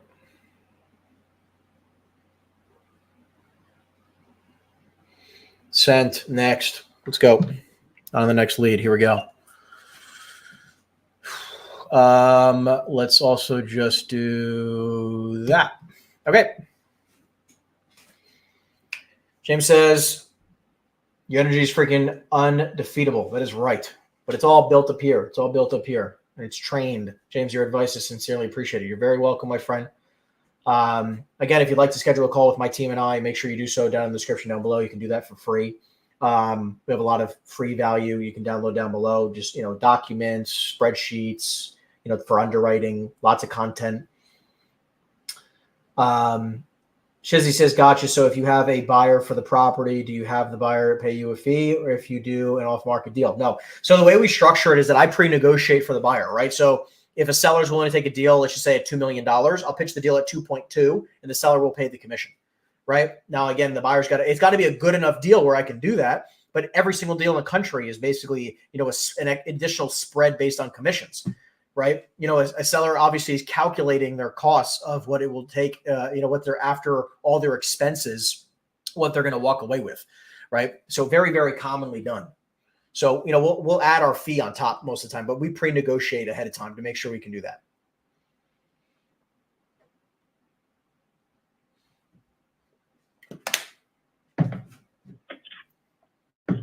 Hello, Will. Yeah, hello. I'm sorry. I was looking for William Long. Okay. That's not a William Long. Thank you, Shizzy. I appreciate it. Make sure you guys like and subscribe on the channel. Please give this a thumbs up if you guys are enjoying the content so far. All right. We've got one good lead. We're going to keep prospecting. We're going to try to get to at least, 5 good leads, at least a couple good leads today. That's my goal. We're ripping straight through. A lot of people say you can't cold call on a weekend. We're getting plenty of people to speak to today. Obviously, you can pick, you can prospect. Right. Yeah, hi. I'm sorry. I was looking for the property owner of a building on South 5th in Elizabeth. No, you got the wrong number. Wrong number. My apologies. Have a great day. Yes, that's all right. All right. On to the next. Hope you guys are enjoying this content. I love doing this. I have a lot of fun doing it. Hello, and thank you for calling IDF Studio Scenery. Sorry. If you're new to if you're new to the Twitter page or X, right, make sure you give me a follow. I control a lot of my Twitter page. Love to connect with you guys. If you got it at $2 million and get a buyer at 2.2, why don't you just flip it for 200K profit? Thanks for the content. I do on occasion, but you have to understand something, right? So number one, it costs money to wholesale. Okay. Right. Like you don't just make the 200. It's not exactly 200, right? You do have some closing costs, right? Like, and most of the time we double close, right? We don't just assign contracts. We do a lot of double closing, especially for larger deals like that, where, because a buyer might be pissed knowing that. So you have to understand, we can make. Hello, Igor. Please leave your message for. So let's do the math, right? At $2.2 million, right? This is the math I do all the time. $2.2 million times 6% commission is $132,000. Now at $132,000, that's a commission. So I don't have to put down any deposit. I don't have to worry about my due diligence. I don't have to worry about the buyer's due diligence. I don't have to worry about the buyer putting down a deposit larger than mine. Yeah, I'm looking for Igor, please. I was looking for Igor, please. Okay, well, that's clearly not Igor. Okay, so the point is I have less risk if I run it as a broker. Now, look. Hey, Valerie? Hello. Yeah, I was looking for a Valerie, or a property owner of a building on North Broadway in South Amboy. Well, Valerie died 9.5 years ago. Oh, my goodness. I'm sorry about that. I was calling. Are you the property owner now of the building on North Broadway? I Yes, it's my property. Okay, amazing. My name is Henry. I'm just a local. What about it? I'm just a local investor here in the market. My partner and I just sold a building locally, and we're looking for a 1031 exchange. And I was just curious if you'd be totally against selling the property here. No, I'm not interested at all. Okay, I respect that. I respect it. You should definitely hold on to it. I'm curious. Do you happen to have any properties at all that you might be open to hearing an offer on or considering selling? No, I'm not going to sell any of my properties because when I die, my kids will get it with that stepped up value. With a stepped up It'd be basis. stupid to sell it now. Yeah. I mean, look, the only thing I see people doing today, because I agree with you, it's just the stepped up basis. Obviously, is a major, a huge plus, obviously, for keeping real estate. But I see a lot of people basically doing 1031 exchanges, right? Like you see this property here, you sell it 1031 into a larger property, so your kids get a larger inheritance per se. You know. Right. Yeah, I know all about it. I know. I'm sure, you know, again, you've probably been doing it longer than I have, right? I mean, so I'm just, look, I'm curious to get your thoughts. I mean, is there, you know, any thoughts at all that you might do a 1031 exchange on any of the properties? You're just sitting tight. No. Okay. No Well, listen. interest at all. Okay. Well, listen, I appreciate the time today. You're doing the right thing. I love it. And have a wonderful rest of the day. Okay. Okay. Thank you. Yep. Bye-bye. I don't need to push this guy, right? Like it just is what it is. Totally okay, right? So JC, here's the cool thing, right? Going back to your situation. I don't know if this guy's gonna answer real fast, but hold on. So JC, right? I'm gonna make 132,000 with almost zero risk. Okay, that's one option. Now I will wholesale a deal if I'm gonna go from 132 to 300 or 250 or 300 net, right? If I could double my fee 100% of the time, and it's a good deal. Hello, Igor. Yes. Yeah, Igor, my name's Henry. I was calling you about a building you have on Stuyvesant Avenue. How you doing? Nice, very nice. Okay, wonderful. I was just giving you a call because my partner and I are going through a 1031 exchange, and I was just curious if you'd be totally against selling the building here. Which one? Milton? I mean, look, if you have multiple properties, you might consider selling. I mean, I have a $3 million 1031 exchange that I have to fulfill. So, I mean, do you happen to have? I'm sorry, I don't have property. This is not my property. The bank took it already. The bank took it. Yes. Do you happen to have any other properties that you might consider selling? No. Interesting. Well, look, I'm sorry to hear that. I mean, obviously that sucks. No, it's okay. I hope you have a great rest of your day. Thanks. Ta-ta. So look, you know, again, if there's enough risk reward, JC, 100% we're going to wholesale, right? 100%. You know, I had a deal that we were working on. We could have either made a $60,000 commission or a $350,000 wholesale fee. You better believe we took the wholesale fee, right? And we actually did include, you know, we did get a commission as well on that deal, right? We want to do whatever makes the most sense for the deal, but it's also got to the deal has to make sense to the buyer. And we also have to have enough risk reward. Hello, Mike. Hello, Michaela. That is the weirdest spelling I've ever seen in my life. Dinesh, David Patel, my friend, how you doing?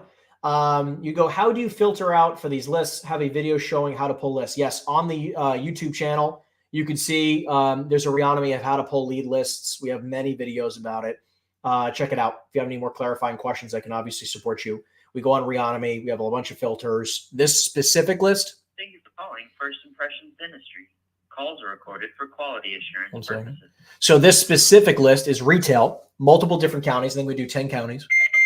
Holy cow. Hold on. Let me stop that. I'm sorry about that. 1 second. Let me delete the fax machine. Who the heck has a fax? Like, who the heck in 2024 has a fax machine? Let's just be honest. Okay. So 10 different counties that you want to sell real estate in. This is retail. So we did shopping centers. You have reached the Oklahoma Shopping centers and commercial general zoning, or asset class specifically. Okay. We did last sold or not sold within the last 5 or 10 years. Last sold for under $100 a square foot. We did, you're in the hotel, motel, and gas station business. Fantastic. By the way, David, message me email me at the info@henryeisenstein.com email. Probably have a lot of different stuff for you. A lot of different stuff we could send you, my friend. So, because what you could do with Reonomy here is that you could go advanced search. Let's see here. Hello, Shuck. Which number you want? I was looking for a Shuck Shivakar. No, he's not in. Okay. Is there a better time I should call him back? Try next week. Try next week. You got it. Thank you. All right. Anyway, so there's in Reonomy, you have a couple options. Under retail, you can click on convenience store or service stations. So that's a good one. Which in the state of New Jersey, let's see here. New Jersey, as an example, I don't know what market you're in specifically, David, but just as an example. Hello? Yeah, Jose. Yes. Yeah, hi, my name's Henry. I was calling you about a building you have on Florence Avenue in Irvington. How you doing? Nah, that's not me. Not you. Family member. Okay, I understood. My information always comes up. I don't know. I can't tell you. I just call a list. That's all. All right, bye. Thanks. Well, yeah. I'm just a family member. In the state of New Jersey, you have 764 service stations that you could call. And then for hotels, give me a minute. Let's see. Hello? Yeah, hi. I was looking for Carmine, please. He's not here. Can I help you? Yeah, sure. My name is Henry. I was calling him about a property on Speedwell. Yeah. Are you looking to buy? Possibly. I mean, I'm a local investor in the market. I also might have something I might want to sell, but I figured I'd give him a call and see if we can do some business. Oh, I know we're not interested right now in selling. Okay. I mean, would you be interested in buying? Thanks. Not right now. Okay. Thank you. Thanks for the time. Bye-bye. Ta-ta, my dear. In New Jersey, you also have another 1,600 hotels and motels. So you got a lot of options, right? Like, I mean, like, it's not a ton, but also, hello, Please Jose. leave your message Okay. for Not there. So you got a lot of options, obviously it depends on what state you're in. But then actually shoot me an email. I can see if I can support you at a higher level. At the info@henryeisenstein.com email. If you guys need any more support, you can always reach out. My team will support you there. I review every single one of those emails. For the 2.2 or $2 million example. reach the office of Sorella Plumbing. Please leave your name, number, and a brief. You must have a relationship with the buyers that they know you're making the commission. I guess what I'm asking is your trust. Yeah. I want you to understand something. A buyer does not typically care how much money you're making. I'm just going to be honest with you. You know what a buyer cares about? Is it a good deal or not? Okay. So they don't care. They don't care at all about, most of the time, they don't care about how much money you're making. Now, obviously, if you're trying to sell a deal where you have locked up for $5,000 and you're going to sell it for $2 million, right? I mean, if it's still a stellar deal at $2 million, most of the time, they still don't care, right? And most of the time, you could even say, like, Your call has been hey, this is going to be a wholesale. I'm just letting you know that, right? Seller doesn't want to pay a commission, and that's just how it is. That's how a lot of properties sell, right? You don't have to don't make it weird, right? And yeah, I do have a lot of trust with my buyers, and at the same time, mailbox number. keep in mind, I have the same contingencies. So I'll put down a $25,000 deposit as an example on a property. Okay. And my buyer will put down a $50,000 deposit, and he'll go hard on his deposit before I do. Thank you for calling. Right. So I have his deposit as a counter to mine, right? As protection, right? As my contingency protection on my deposit. So if at whatever reason he kills the deal, I can kill the deal right behind him, right? Hello, George. Please leave your message for. I can kill the deal afterwards. My seller will keep my 25, but then I keep the buyer's 50,000, right? So there's a lot of, listen, I'm not telling you to wholesale every deal, but also keep in mind that making a 6% commission is very normal. 5%, 6% commission where the seller pays the fee is very normal in commercial real estate. Very, very normal. Obviously, if you're dealing with $100 million plus deal, you might make 1 or 2% or less. But getting paid by the seller is very normal. Go direct to seller when you need Similar business to connect to. I always want to be direct to seller, always want to be direct to buyer. I don't like working co-brokering. I'm just not a fan of it. Deals are always much more difficult. The CEO says, ever keep equity in some of the deals you do? Of course. Ever keep equity in deals you do keep yourself in the deal after signing it? Sometimes, I mean, like, yeah, I mean, we've done that several times. Just even if it's a 5% piece, right? I mean, like, we'll roll some money. I'm working on a deal right now. I have it locked up for $3.75 million. Okay. Hi, please leave me a message. Thanks. I have it locked for $3.75 million. I have a buyer who's going to pay $4 million. So it's a $250,000 wholesale fee. I'm a principal, right? Because the seller is not going to pay a commission to me. So I'm a principal. So I'm going to be paid that way. So that's one. But I already agreed to the buyer, hey, I'll throw $50,000. Hey, Jen? Or not? I'll throw $50,000, maybe $100,000, depending on how things are at that point, into the deal. So I'll keep the rest and then roll my money into the deal. Okay. So it happens on occasion. I mean, this deal will hopefully get locked up this week. So I'm working on this one as well. Boris says Austin, Texas is a city, but anywhere in Texas. I don't know the question you're asking, Boris. I'm sorry. Hi, you've reached Jen. Sorry, I can't. Matthew says, best way to ask for a co-broker fee. Are you saying another broker, seller has a broker off market opportunity? Thank you for calling our engineering offices. Yeah. So I would, just ask, like, hey, would you be open to doing a co-brokering? Would you be open to co-broking this deal? Just be straightforward, right? Just don't have to make it so strange. You can, Are your properties the office? and what you can do is that you can say, okay, listen, offer the deal 100 to 200K less, right? If it's a $2 million deal and your buyer will pay $2 million, offer 1.8 with a 6% commission on it. So you can try to work in the commissions and the buyer and seller making, little, finalizing at a price that'll make sense for everyone to make sure that everyone gets paid, right? So if you do 1.8 with a 2, let's just say seller wants $2 million, buyer's willing to pay $2 million, offer 1.8, because what you'll do is that hopefully you'll land at 1.9, and then that extra 100K, right? If the guy doesn't want to co-broke, you could end up telling your buyer, like, hey, listen, you got to come up to 1.95 or 1.975 and make sure everybody gets paid. Oh, he'll pay 3% for me. He'll pay 3% for you, blah, blah, blah. And everybody's happy. So you might have to come down a little bit on price, but you have to work it kind of backwards depending on where you're at. Your call has been forwarded to voice. Okay. Well, I finished my protein shake. Feel great about that. Everyone with protein shakes like 50 grams of protein or more. Feeling strong, feeling healthy.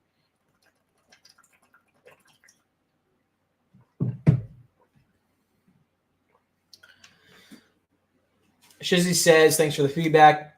You're not spending your days going through the brain damage of getting agreements, NDAs signed from it. I'm from institutional commercial real estate shops, so it's very different style. Keep killing it. Yeah, I mean, listen, when you're dealing with huge organizations, we have to go through that too. Hello. Right? Like, if we're working with larger investment companies, $50 million, $100 million deals, and these huge organizations, they want NDA signed, CA signed. They want all this documentation or whatever. We have to do that too. It's like, we deal with the same BS, right? Especially when you're dealing with those types of properties. I just like to burn and churn the small stuff, because sometimes you end up getting paid the same exact amount of money on a small little deal. Like, think about it. On a small little $4 million deal, I'll make $250,000, right? If you're doing a $100 million deal, okay, and you're going to get paid 0.5%. Hello. Yeah, hi. I'm sorry. I was looking for Mr. Roca. This is Wrong number. Sorry about that. Have a great day. Goodbye. You might get paid 0.5%, right, Chizzy? Right? Like, get $500,000 as a fee, but it's a co-broker fee, right? Because the seller most of the time has a broker and the buyer has a broker. So now it's $250, right? Now it's $250. Hello? Oh my God, these freaking fax machines are just absolutely stupid. Screw all these fax machines. I wish they would all go to hell. Okay, so now they each make $250. And then most of the time there's splits between the brokers and everybody. So now you're not making $250. Maybe you make $125 or maybe $100K, right? Or something like that. You have reached. So after doing a $100 million deal, you might make $100,000, $150,000, right? So it's like, that's why so many times, no.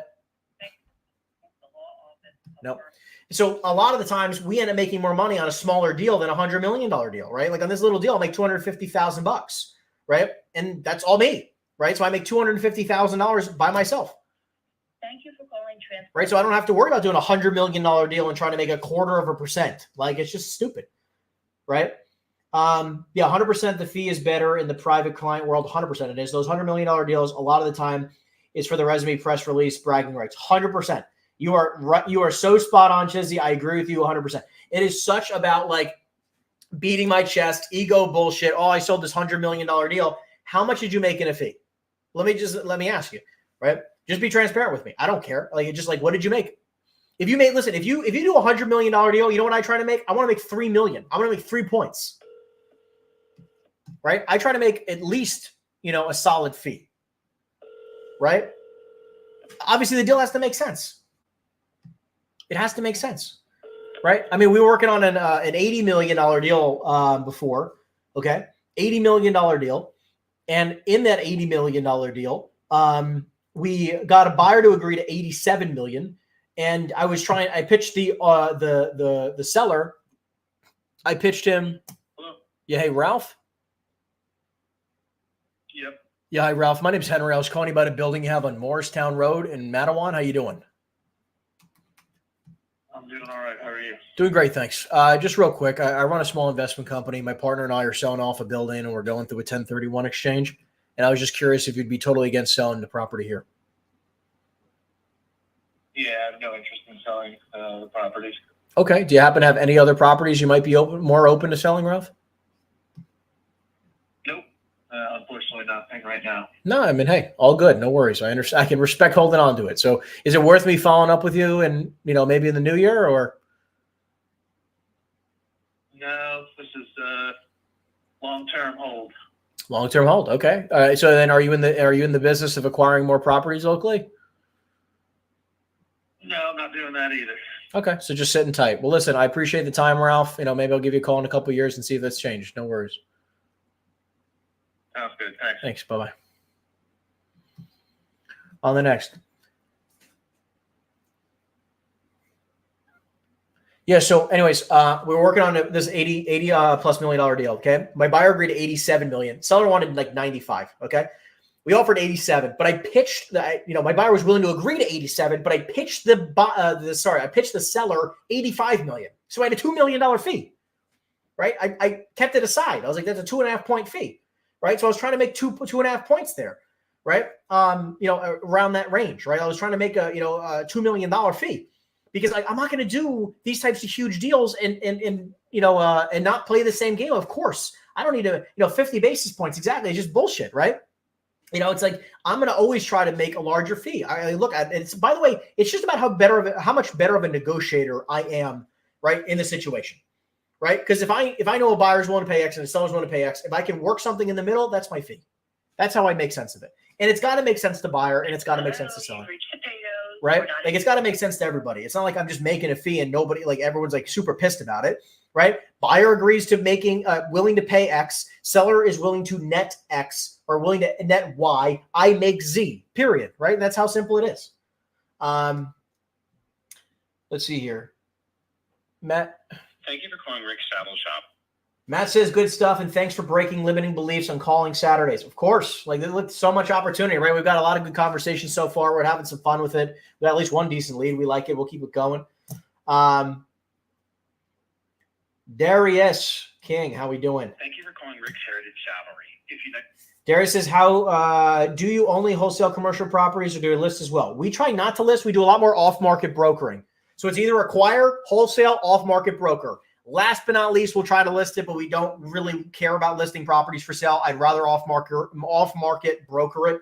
That happens a lot more frequently, right? So it's really those are the main 3 things we do. We acquire, wholesale, and off-market broker. Those are the main 3 that we focus on. And last but not least, if it randomly comes to it, sure, we'll list the property for sale. But that's not the main focus. But listen, that's why we want to be thinking like investors from day one. You don't want to just keep thinking like a broker. Brokers often think in in one-track minds, right? Even wholesalers, one-track mind, right? I like to think with every type of possibility, right? I'm going to go, would I acquire this? At what price would I acquire it? At what price would I wholesale it? At what price would I off-market broker it? At what price would I list it? And all of them are possibilities. And I'm not saying that I just always want to do one versus the other. Of course, I'd love to acquire everything, but it just doesn't make sense, right? I agree, especially with this NAR shit, of course. And I do commercial, right? So NAR doesn't really affect us as much, right? Like NAR is more of a residential thing, right? It doesn't really affect so much stuff on the commercial side. Which this is why I'm also much happier to be on the commercial side. Thank you very much, NAR. You schmucks, absolute schmuck.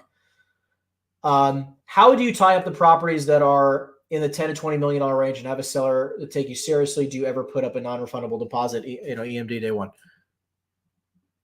Hello, Pietro. Oh my God, these fax machines. I'm going to freaking, if I figure out who the hell is selling these fax machines to these dumbass people, I'm going to have a conniption. Okay. Let me explain it this way. So, let me think of a good example for you. Okay. I was working on a deal. Okay. We offered $15 million and we had a seller. We had a seller who was open to taking $15 million. And then we were going to try to flip the deal for $18 million. Okay. Now, what I have to typically do when I'm doing a wholesale deal of that magnitude, the deal did not close, but that was the game plan. We basically got to agreements, and then the seller decided not to sell it. They ended up calling a broker. They listed it and then sold it for like $22 million. I mean, we were getting a steal, okay, or $21 or $22 million. Anyways, we were getting a very good deal. We almost were just thinking we were going to take it down, but we had somebody that was willing to pay us 18, so we were just going to obviously just take it and move it. But I have a partner, right? Like, so I have a much larger partner. We were not going to put up a non-refundable deposit, but we were going to be putting up a $250,000 deposit, and we would be splitting it essentially three ways, $1 million a piece. So we had the guy with the money, we had my partner who introduced me and the buyer, and then I have me who found the additional the seller. So it was going to be a $3 million wholesale. Hello. Yeah. Hey, I'm sorry. Is this Aspire? Who's this? My name is Henry. I was looking for the property owner of a building on Main Street in Toms River. I'm sorry. Regarding what? I'm a local investor in the market. I'm selling off a small little property I have for about $2 million, and I was looking for a 1031 exchange. And I was just curious if you'd be at all open to selling the building here. You can call the office on Monday. Call the office on Monday. Okay. Is this something you might be open to selling? You want to buy? Possibly. I mean, is this something you might be open to selling? I'm looking to buy a few more properties in Toms River. Look, everything is for sale. Okay. I mean, do you have a number in mind? On the price. So, all right. Well, let's. No. We just. Okay. Listen, I'll call it. I don't. Okay, but if you want to call the office on Monday, and we can talk then. Okay, I'll call the office on Monday. I was going to say I don't need to pester you so much on a Saturday. I understand. I'll call the. Is this the best phone number to call, or is there a better phone number? No, there is a phone number of the.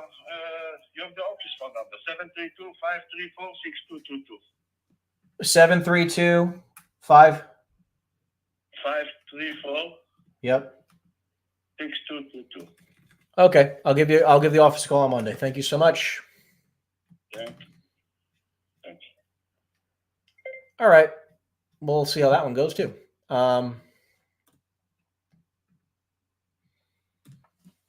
So hold on 1 second.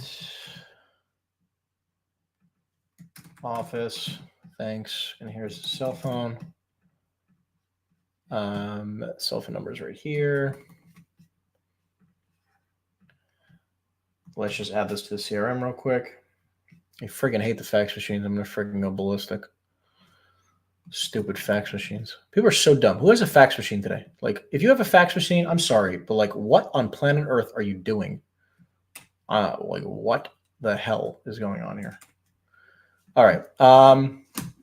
Open to selling. Wanted me to call the office and speak to him on Monday.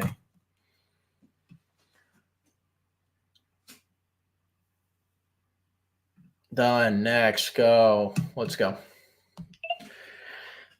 Okay. So I'll give you an example. Like with those larger deals, again, I'll have to have partners, right? So when you're doing a larger wholesale, I'm okay with splitting deals, right? Like, it's like, I also I don't feel comfortable putting up $250,000 of my own money right now. And again, it's non-refundable. So, Hello. yeah. Hi, I'm looking for Andrea, please. Hello. speaking. Yeah, hi, Andrea. My name is Henry. I was calling you about a property you have on Hamilton Street in Somerset. How are you? Fine, thank you. Wonderful. So I was giving you a call because my partner and I are selling a property locally, and we're looking for a replacement property for a 1031. And I was just curious if you'd be totally against selling the building here. Depends on the price offered. I can completely respect that. I mean, do you happen to have a number in mind in which you'd, even remotely consider it? Well, we don't even know what it's worth at this point, and you'd be taking what, to take over the old building or to keep the current tenants and occupy a portion of it? No, I would be looking to keep it occupied. I'm just an investor. I don't have anything that I would occupy the building with. Oh, I see. No, we're not selling at this time. Thank you. You're not selling? I mean, it sounds like if I was going to occupy some of the building, you think it'd be more worth it? No. I didn't want you to kick out my current tenant. No, I'd love to keep them there, right? So I'm just saying, like, do you have like a magic number where if you got it, you'd even remotely consider it? No, never thought about it really. What is it valued at? Do you know? Okay, sure. I mean, like, look, if you got 2 minutes, I can try to give you some type of number real quick. Okay, so because this type of property is going to be based on two. I have to call you back. You have to call. I'll call you back. Okay, is there what times? Okay, she hung up on me. So I was like, "What are you talking about?" She's like, "I'm going to have to call you back." Okay, you can call me back, I guess. Very weird that she has to call me back like that. Just give me a minute. What is this? Weird. Hold on. Sorry, guys. I'm trying to look at something. Small little nothing property. She's gonna want me to call her back. All right, I can do that, I guess. Okay, let's do this next. All right, let me open up another tab. I'm gonna call her back. I'll get her back on the phone. She's obviously somewhat open to selling. She just wants to make sure she gets her price. And that's okay. Listen, guys, it's a long game, right? Like the sales cycle in this business is long, right? Sometimes it's like 90 days, 6 months, a year. So it's like, all right, well, if one call didn't go that well, you got a lot more time to go. All right. Very open to the idea of selling. All right, 1 second here. Terrible spelling mistake. 1 second. I don't really care so much about a lot of this stuff. I just do fast notes. Very open to the idea of selling. Wanted me to call her back. She has this as an investment property. Wants tenant to stay. All right, that's it. Next, goodbye. Let me just make sure I got the phone number. Let me make sure I get that. Because what I do is I'll delete the phone number as soon as I'm done.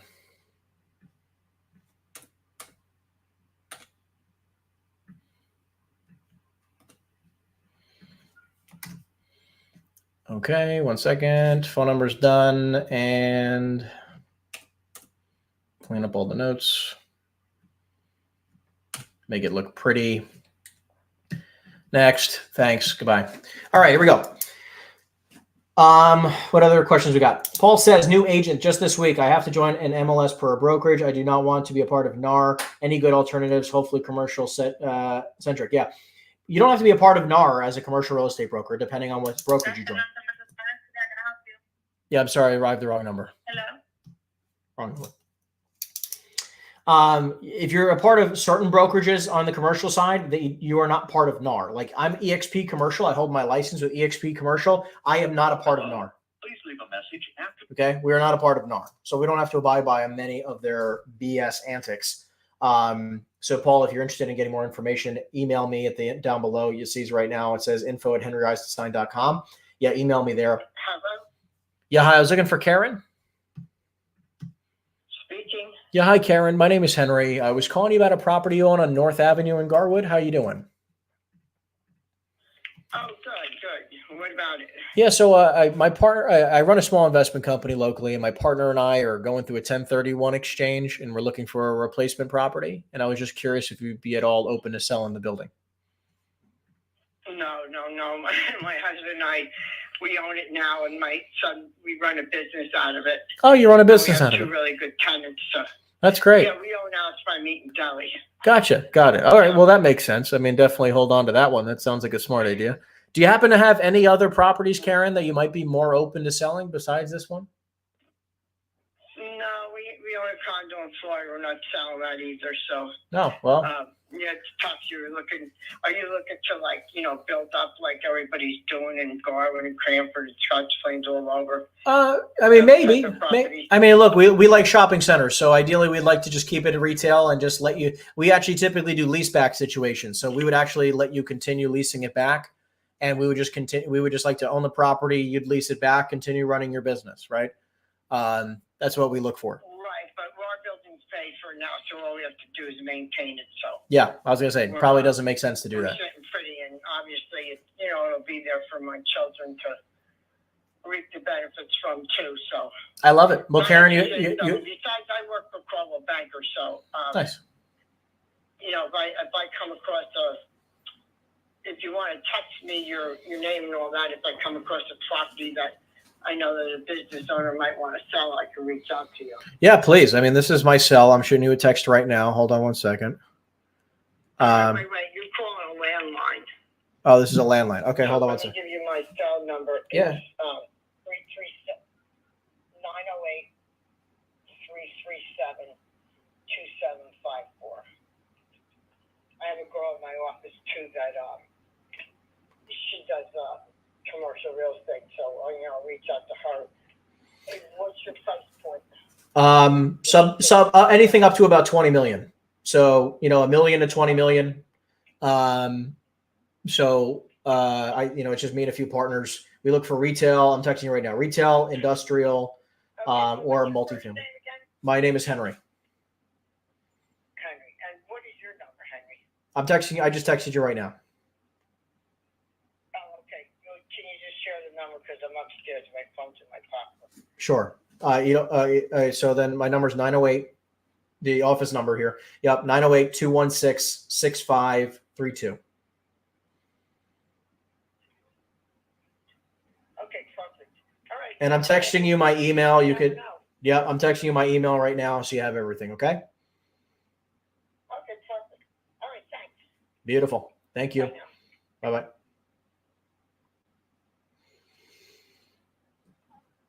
Here you go. Bing, bona, boom. We're done. On to the next. Hopefully she might have a property for me. I don't care. That's perfectly fine. Shizzy says, could you please finish that $3 million Delta split with what ended up happening? Did the seller walk away with the $250K? Yes, it was a $250,000 refundable, 100% refundable deposit, Shizzy. I'll never do a non-refundable deposit ever, typically, unless the deal is unfreaking believable. But even then, it's like you don't know if it has environmental issues or anything like that. So we'll always try to do a refundable deposit. We were very close to getting everything agreed upon. And then the seller ended up not wanting to sell it then. They ended up listing it a few months later for like $22 or $23 million and ended up selling it to somebody else. To prove you're not a robocaller, please enter the number 62. 62. There you go. So I was very upset. We were going to make some great money, and then it did not work out. We actually originally had the deal at $10 million. We originally had the deal at like $10 million. And then we went up to like 15. I think we went up to 17. I mean, it was just stupid. Like, once it got listed, it's just so stupid. We ended up missing out. Very upsetting, but whatever. So we ended up not doing that deal. Paul says, I also have a potential deal on 11.9 acres of commercial properties in downtown Bangkok. To an automatic voice message system. I'll say Bangkok is international worth the headache to list. No. I mean, sure, if you want. I mean, good luck. I don't even know what to even think about that. Thank you for contacting Terrain. Paul, I mean, I would, if someone said I have 11 acres in Bangkok, I would say, have a great day. I'm not going to waste my time trying to sell a property in Bangkok. I don't care if it's, the Burj Khalifa for $1 million. It's just not, I don't believe anything. I'm sorry.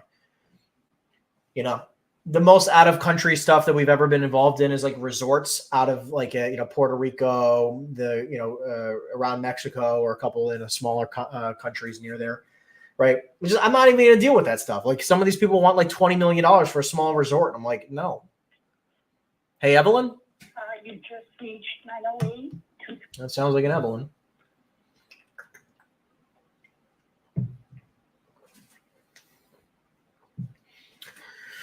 Thank you for calling RCL Co. Okay, well, we're going to keep on dialing. We're having some fun. If you're having some fun, make sure you give us a thumbs up here and make sure you like and subscribe and follow me anywhere that you're listening to this content. We appreciate it so very much. Again, if you guys are new to the channel, my name is Henry Eisenstein. I'm a real estate investor, real estate broker, and a mentor to many. I create this content because real estate's changed my life, and I want it to change yours as well.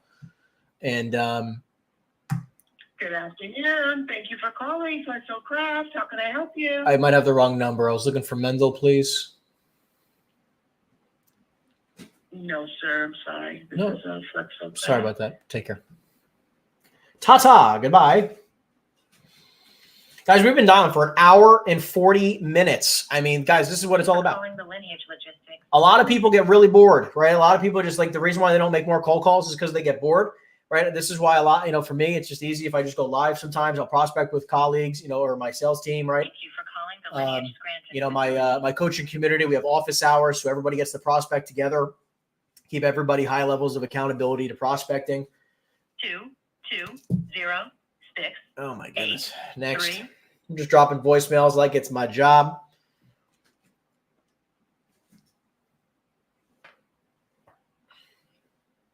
We have a brand new course, by the way, that we're launching. It's gonna be listed for $19.95 for $1,995. If you're interested in getting more information right now for the first 100 people, which I think we already have like 45 people who've taken advantage of it. For the first 100, so we have a few extra spots. We have a few extra spots. We're doing it right now for $1,000 or 50% off. It's a pre-launch, great opportunity to take advantage of a brand new course. A lot of information. You also get access to a bunch of the other courses for free. We're just trying to provide as much value as humanly possible. So we're always launching new stuff. Lots of great content in there. So if you're interested in getting more information on the course, make sure you shoot us an email at the info@henryeisenstein.com email. We'll send you the information. But the first, Hello, we are not available now. Please leave your. let's see here. If you want to go through over here, we can just. Okay. So anyways, if you guys are interested, we're doing it for 50% off. It's gonna be listed for $9.95. We're gonna be doing it for $1,000. Just try to support you guys in selling a lot more commercial real estate. There's a lot of different ways to make more money in this business. One of them is selling a lot more real estate, obviously. However, my intention is to show you that you don't just need to sell more real estate in order to make more money. It's one way to make more money in this business, but there's a multitude of other ways to make more money. A lot of people are just like, oh, I have to sell more real estate. Well, there's actually a lot of other strategies to make more money on the real estate you're already selling.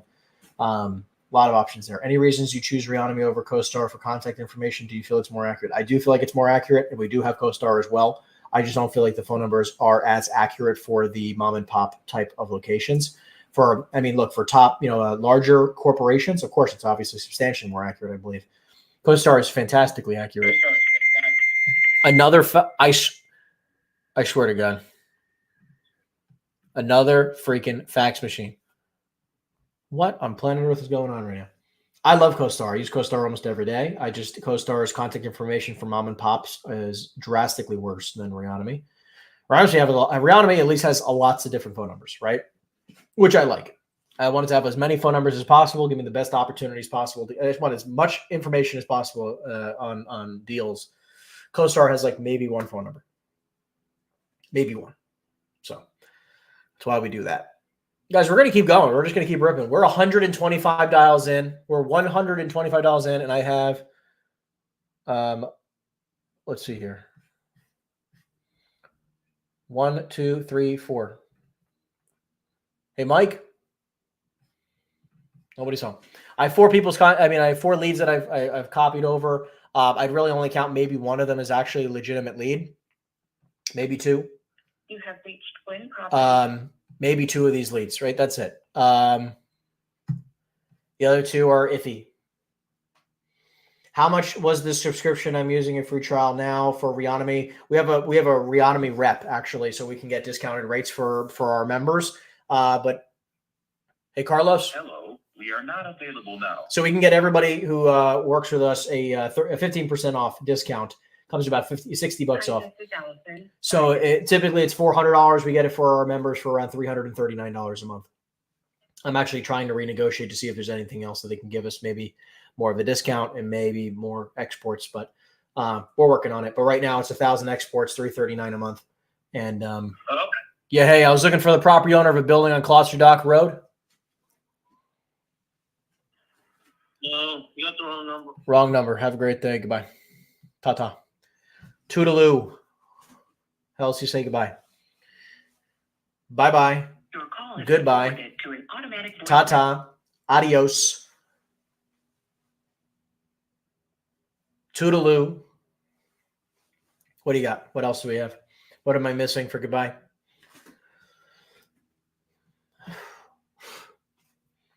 What other topics should we talk about? What other topics should we talk about? Give me some topics. What should we talk about today? You have reached mailbox number 2036. What kind of topics should we talk about today? What do we got?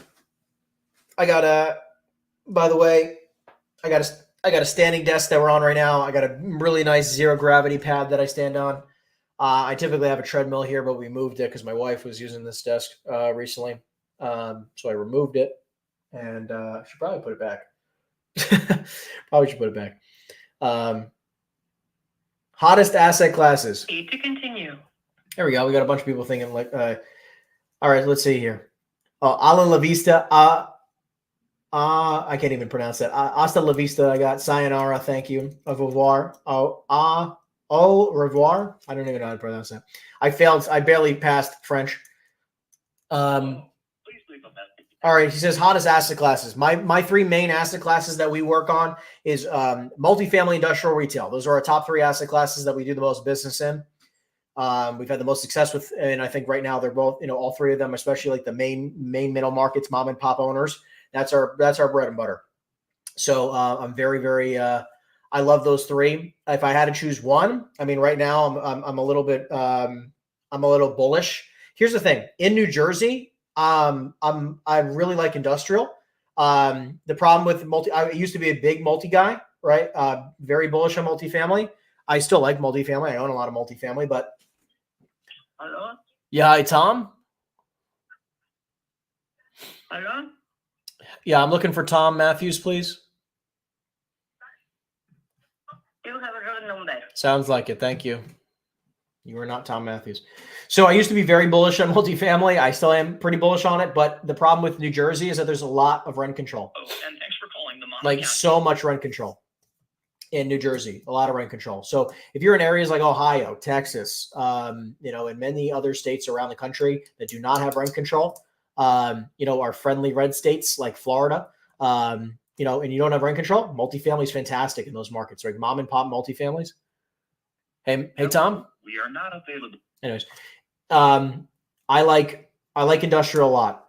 New Jersey's very hot on industrial, then probably multis, and then retail. At least that's for me and the main markets that I'm looking at. That's just Chow. There's another good one. Thank you, the CEO. Appreciate that. Do you ever do anything with notes, buying debt, and then foreclosing? I have a lot of very successful investors, very wealthy guys who like to spend a lot of time. Hello. Please leave a message after. Is it not Chow? How else would you pronounce Chow? So yeah, I mean, it's a lot larger stuff. Like it's very hard to get into the debt world, and bank notes and all that kind of stuff without a lot of money. Typically, we're talking tens of millions of dollars. We've come across it on occasion. It's not a very not something we do very actively whatsoever, but on occasion it comes up. Hi, it's Mike Stofsky. And we'll just make introductions to the big guys that we know who do it, and that's it. We try to ask for a little fee. That's really it. We try to stay focused on what we do best. Stick with the mom and pop stuff. It's the right way to do it. That's how I feel.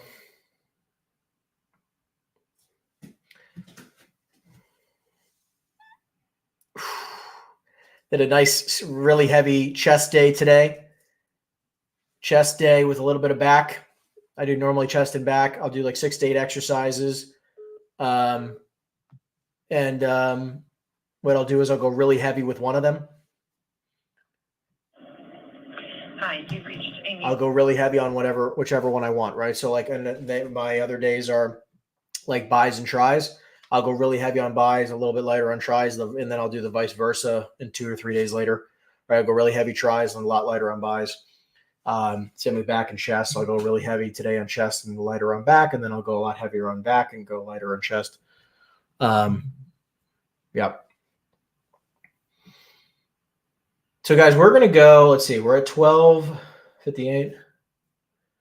Hello, Andrew. All right. Thanks, Andrew, for your amazing information you can provide us with. All right. So guys, we're going to go for probably another 30-ish minutes or so. We're going to go for we'll go to about 1:30. That's the plan. Another 30 minutes to see if we can get some more leads.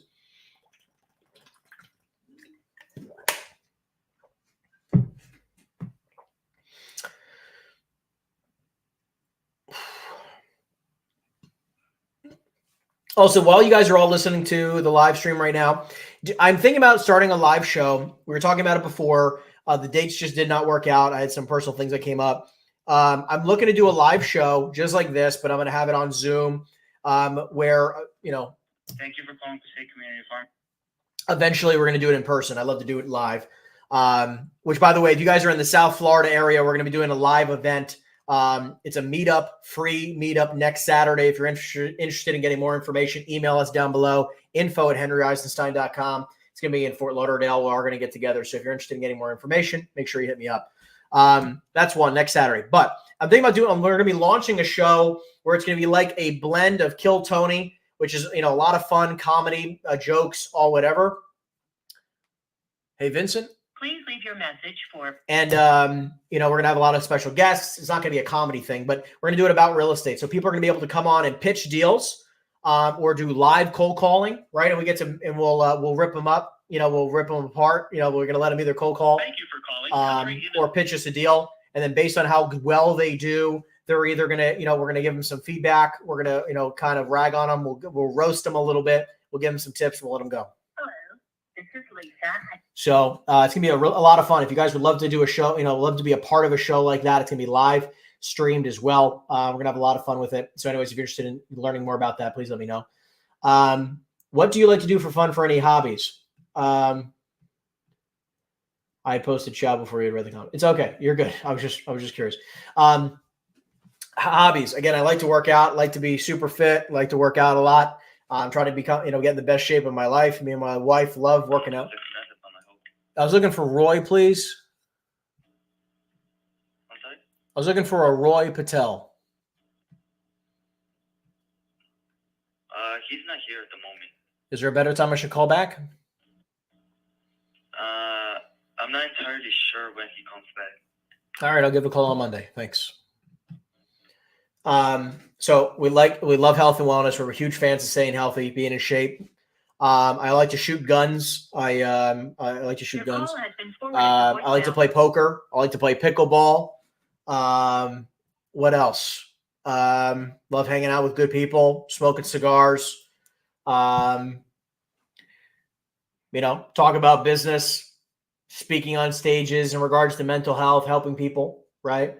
Love spending time with my dog and my wife. We love traveling. Huge fan of traveling. But yeah, that's basically a lot of my hobbies. Our call has been forwarded to an automated. Paul says, do you have a course on the basics of underwriting and any suggestions on how to practice? Yeah. In that course, you will see it'll be 10 recordings of underwriting trainings that we've done in the past, right? Down and dirty. I mean, like, this is high level underwriting trainings. It's going to be in the course, right? So one entire module is going to be 10 or 5 to 10 videos all about underwriting. Very lucrative stuff, all about underwriting as well, but lots of different pieces of it. Hello, you've reached Linda. Sia says, any children now or in the future? 34 here, feeling like I should have some already. Yeah, I'm 29. My wife and I are already talking. I mean, my wife's 32, 31. Please leave your message Um, for 2. She's 32. She's 32. And so we're talking about having kids, of course. We're probably going to, probably start trying to have kids next year. We're going to probably do, we'll freeze our eggs and make sure no matter what, we'll be okay. So we're looking at that, but probably I'm looking to have, somewhere between 3 and 4 kids. You have reached 7. We're going to start trying next year to have kids. We're I'm super busy with work. I'm loving work, and I want to be super present for my kids. I want to be available as much as I possibly can for them. And, I know we all do. I know we all probably have those same feelings. So, want to make sure it's the right time. But yeah, I mean, look, dude, 34 men can have kids up until like 50, 60, right? So, Hello? yeah. Hey, Mike. Yes. Yeah, Mike. My name's Henry. I was calling you about a building I have on Station Road in Lincoln Park. How you doing? Doing fine. All right, fantastic. Well, listen, I was giving you a call because my partner and I were local investors in the area, and we're going through a 1031 exchange. And I was just curious if you'd be totally against selling the property. I have no interest. No interest at all. Okay. I mean, do you happen to have any other properties you might be more interested in selling? Nope, I don't seem to have any interest in selling anything, but I appreciate the call. Okay. I respect it a lot. Thanks so much. Have a good one. Thank you. You too. Thanks. Bye-bye. Okay. On to the next. Yeah. Like, guys can have kids at any time, right? There's not a crunch time, but like, obviously it depends if you're married or if you're single. Obviously if you're single at 34, then, and you want kids and you want to, be around for your kids. Hey, Linda. Hello? Yeah. Hi, Linda. No, this isn't Linda.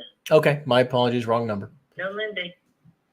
So it's like, listen, I think that just in my opinion, like I want to be young enough where like, look, I'm going to be in my, mid 30s to late 30s at the latest, having all 4 kids, right, over the next almost decade, right? So between now and 37, 38, 39, I'm going to try to have 3 or 4 kids. Your call has been forwarded to an automated voice message. Right. So I'm super excited about that. And, again, guys, I know, Grant Cardone had kids who I think he was in his 50s and in his 50s. So, Hello? yeah, I'm sorry, I have the wrong number. So it's okay. Obviously if you're married, you should start having kids sooner, but also I think getting your money right is smarter. Get your money right first. Spend the next 24 months, get your money right, then have kids. Totally okay. Take some time, get your money right, get your life right, and then you can have kids, right? That's what I'm trying to do. I'm trying to get my money super right, and then I can have kids. Any key to continue. That's how I feel. That's how I feel.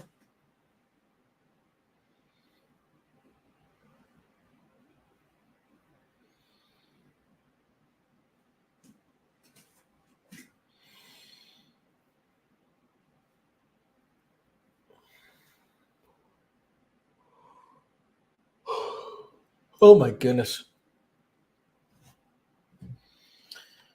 So we're going to go for another probably 20 to 30 minutes. Continue.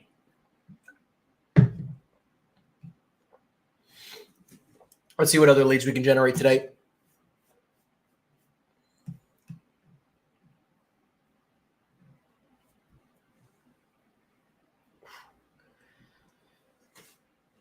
Feeling a little sore in the back today. Hello? Yeah, hey, Jack. No, you're not reaching Jack. Who's this? I'm sorry. I was looking for a property owner of a building on West Jersey Street. I'll give you the office number to call. I'm retired. Okay, my apologies. Sure, go for it. Not a problem. I'm going to give you the number where you can reach them. Yeah, go for it. Thank you. Okay, 212-889-6405. You're the best. And you don't own those properties anymore? You sold them off? All right. Cool. I'm not. I've been retired now 12 years, my friend. No, I mean, hey, look, that's great. I'd love to. I'd love to be there one day. All right, give the office a call on Monday. They'll be in on Monday. You're the best. Thanks so much. Okay. Bye. We're going to keep on cruising.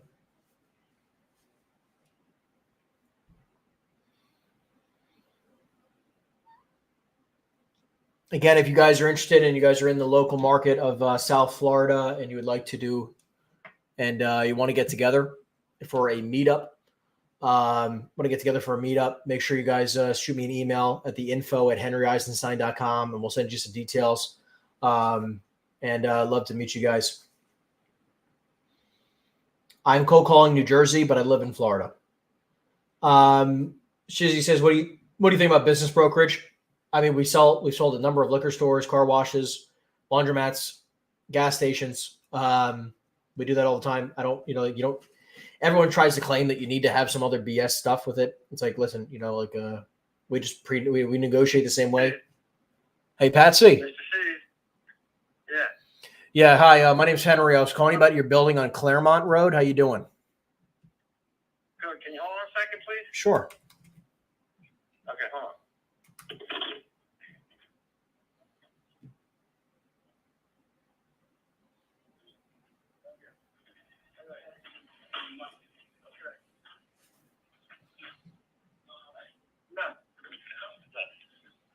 Yes. Yeah. Hi. So, like I said, my name is Henry. I was calling you about this building on Claremont Road in Bernardsville. Right. So I run a small investment company, and I was just calling to see if you'd be at all open to selling the building here. Yeah, but I got a listing with somebody right now. You have it listed. Oh, what'd you have it listed for? How much? Yeah. 2. $2 million. Okay. I'm guessing if it's $2 million, you're probably. I was willing to. I wanted like 6 down, and I hold a mortgage for either 3 to 5 years, maybe 3. I don't know. I have to see. I'm got 3 years. I'll be 80 for 10 years old. Okay. I mean, if you're listing it for $2 million, you must have some serious income on this deal. I mean, what are you generating?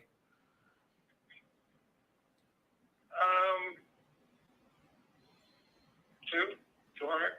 So you're generating $200,000 gross, or is that triple net? No, it's gross. Okay, so then you're probably netting like what, 120? Right now, I don't have the figures in front of me. No, it's look, I'm ballparking figures with you because I want to try to see if I can get you something you can agree to, but roughly. So if it's all Everything is separate utilities here. okay, yep, separate I utilities. have 3 stores. Do you know the building? Yep, I'm familiar. I've driven past it a few times. Okay, so I got 3 stores, including me. I own the bar shop. Okay. Oh, okay, got it. So 2 stores, and then there's 3 apartments upstairs. Each apartment has separate utilities. Okay. Each store has separate utilities. What else? So separate utilities. What do you charge everybody their own portion of taxes and insurance and other costs, or no? Well, not the apartments. I keep the apartments. I just consider into the rent. Okay. Yeah, okay. You build it in their rent. Yeah, and the two stores, they pay his own water bill, he pays his own. I don't charge a part of the taxes, but anybody wants to buy, they can do what they want. No, I mean, I'm well aware that they can do what they want for sure. I'm just curious about like what's coming in today, so we can do some quick math and see where we're at. Right. So, I'm guessing the apartments are all 1 bedrooms. My insurance is $7,000. My taxes are $18,000. Okay. And I got a couple of odds and ends, like inspections and stuff like that. But I got it all written down here. Yeah, no, understood. So, I mean, look, based on what I'm understanding here, just to clarify, the what are your tenants? I'm guessing you pay rent as well to yourself, right? Yeah. Well, are you going to leave or are you going to stay? No, I'm staying. Okay, and you'd be signing a lease. Yes, I'll have a lease. Yes. Okay, so I'm just curious, right? So the apartments upstairs, are they all 1 bedrooms or 2s, studios? Not all 1 bedrooms. Got it. Okay. I'm just curious. So I mean, There's more than 1 bed. There's more than 1. What? you said there's more than 1 bedrooms? Yeah. big apartment. Okay, it got 2 floors. Okay. The other ones are a little smaller. So it's 2 1-bedrooms and like what, a 2-bed, 3-bed?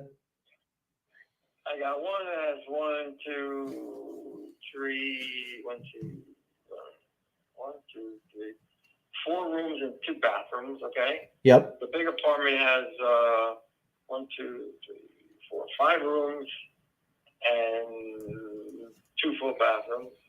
And then the last one has 3 rooms and 1 bathroom. Got it. Nice. Okay. And then what were you going to pay if you're going to rent it back? 500. My place is small. It's only like 320 square feet. Okay. 520 square feet, you said? No, 320 square feet. Oh, wow. So you'd only pay like 500. I was going to pay. I was going to rent myself a lease for $500 Got it. a month. Got it. And you know what? To be honest with you, if somebody wants to buy it, I mean, I can manage the place. I don't want, I just like people come down and give me the rent. No, get till they get it instead of running back and forth. You know what I mean? A lot of these guys live upstairs. They pay cash. Yeah. That makes sense. So I'm just curious, right? Like, for this deal specifically, have you gotten any offers that you've declined? Because I'm obviously very interested in the property. I just want to make sure we'd be on the same page. I had one guy was going to buy it, and then we were back and forth. And I wanted to hold the mortgage. I wanted 6%. He didn't want to give me 6%. And then what did he want? Something else. I can't forget what it was. Okay, I wanted 2. He wanted to bring it. So we kept hammering on. He went out and bought something else. So we didn't do nothing. Okay. I mean, would you prefer to do seller financing, or would you rather just have an outright sale? No, I'd rather hold the mortgage for a couple of years, even just 3 years. Why do you want to hold a mortgage? Why? Because I want to see what this freaking country's going to do. I feel the same way, man. I feel the same way. I know. I'd like to hold it for a couple of years till I get organized, and then, then he can pay me off in a couple, 3 years. By then he can build up the business, build up the income, whatever he wants to do, Yeah. So, I mean, you're grossing about 200,000. I mean, look, based on some numbers, I mean, the problem is that in this area, it's very hard to pay like $300 or $350 a square foot when the market's really like a $200 a square foot market. This building is roughly like what, 6,000 square feet? Yeah, 6,033, something like that. Yeah. So, again, based on the market right now, I mean, like most, these types of properties really only trade for like maybe $200 a foot, maybe a smidge more, but, again, you'd probably be in like the 1.2 to 1.3 million range. Well, I'll keep it then. Yeah. I mean, look, you might do, look, again, I'm not begging you to sell it. I just, I want to be transparent, a lot of these properties are in that range. Maybe you can get to like 1.4, 1.5, with some seller financing, maybe get, something like a decent portion down, but, much more than that would be very difficult. No, that's all right. Then I'll hold on to it. I mean, this guy was going to buy it for me, and maybe he'll come back again. So yeah, I'll just wait. I don't have to sell it. Yeah. So again, understood. So even if you got an offer of $1.2 million cash and closed in 30 days, you wouldn't be interested? Nope.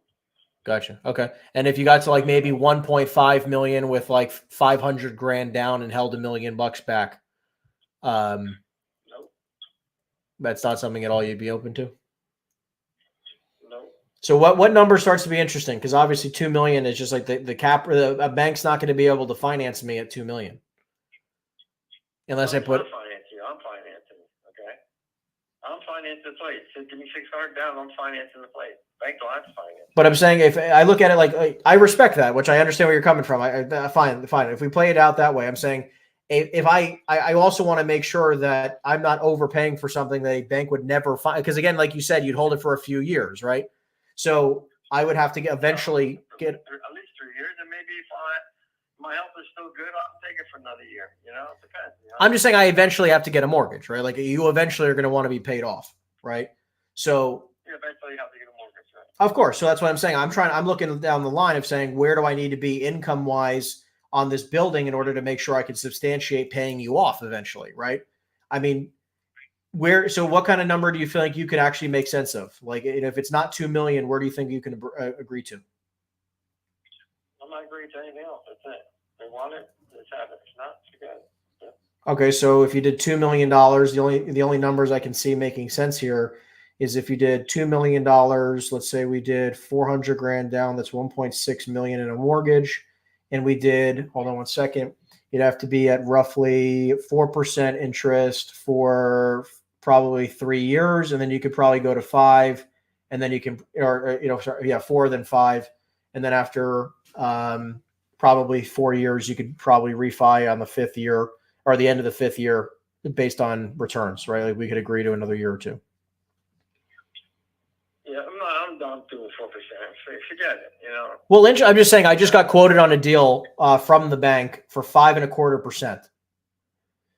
Okay, so if I'm getting a bank loan, I'd want to be better than what I can get. If I'm getting seller financing, I'd like to be better than what the bank can offer me, right?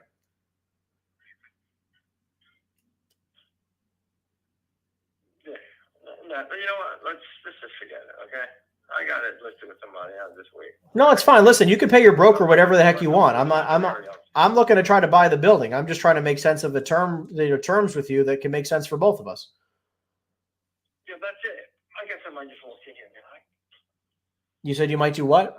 That's what I just got a customer. I can't talk right now. Just walked in. All right. Well, listen, I'll shoot you a text with some details with the offer, and you can either do nothing with it or you can accept it. Either way, it doesn't matter. Yeah, it's my offer. That's it. Okay, I'm not changing. 1.9 to be the tops, but that's it. So 1.9 million, 500 grand down, 6% interest. No, 6 down. Oh, 6 down. I apologize. 600K down, 6% interest. Okay, let me run some numbers. I'll see what I can do. Thanks. Bye. So look, this property is listed for sale. I'm still going to try to pitch him an offer. I'm going to present myself as a buyer. I offered him 1.2 million a couple times. He obviously was interested in moving the deal. He doesn't seem that motivated to sell it anyways. Let him keep it. I really don't care. But just to give you some reference, if the building's netting like 140 a year right now, okay, 140 per year. Okay, I even said 120, but let's be overzealous. It's making 140 a year net. Okay, 1.9 million purchase, 600 grand down, $1.3 million note. Okay, at 6% interest. Okay, let's do some quick math real fast. Okay, so $1.3 million times 6% interest only would be $78,000 per year. Okay, divide by 12. I'm just going to do some quick math. Yeah, $6,500 a month is what we would be paying him. Okay, $6,500 per month, $78,000 a year. It nets out 140. So 140 minus 78,000 is 62,000 a year. It'd be a 10% cash on cash return. It's not horrible, right? So maybe I can offer the guy 1.8 million, 500K down, and 5% interest. This deal would be, let's just say at 140 net. That would put us at what? Hold on one second. That would put us at same 1.3, 5% interest instead, 1.3 million times 5%. That's 65,000 a year. 65,000 a year. So we do 140 grand minus 65,000. That's 75,000 per year in cash flow. And on top of that, we only put down $500,000, and we have a 1.3 note on it. Look, it's not horrible. It's not terrible. That's a 15% cash on cash return, by the way, cash on cash. So what I can try to do here is that I could go and try to pitch this deal at 1.9, 600 down, and then go to the seller and try to pitch him at 1.8 and try to make 100K while the other broker is trying to make some money on it. So anyways, we'll see. Again, I'll keep this information. Let me put this aside. Hold on one second. And let's go back here. So, again, it sounds like I can negotiate something close to a 15% cash on cash, or at least a 10 for somebody. At least a 10 for someone. So I'll pitch it out and see what we can do. Honestly, like, this guy seems a little bit open-minded to seller financing, but he doesn't seem that negotiable. Listed. Hold on a second.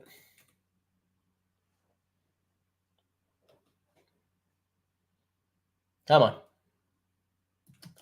Listed for sale. Wants 1.9 million. 600K down. 6% IO for 3 years or so.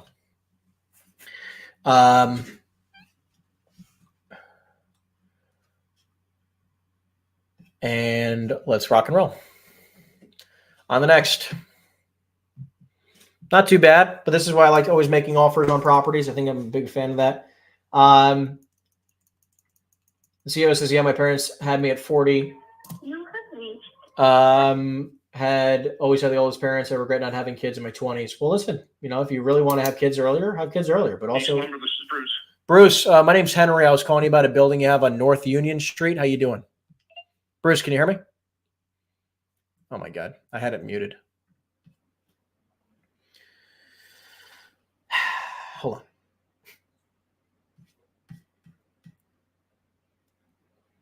Your call has been forwarded to voicemail. The person. My goodness.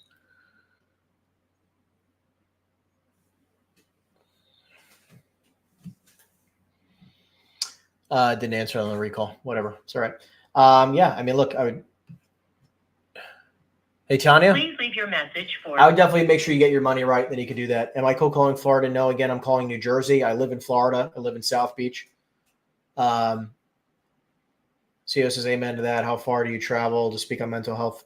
New Jersey only. No. I mean, I do a lot of virtual speaking on mental health. I've spoken to a lot of colleges on mental health. Your call is being forwarded to voicemail.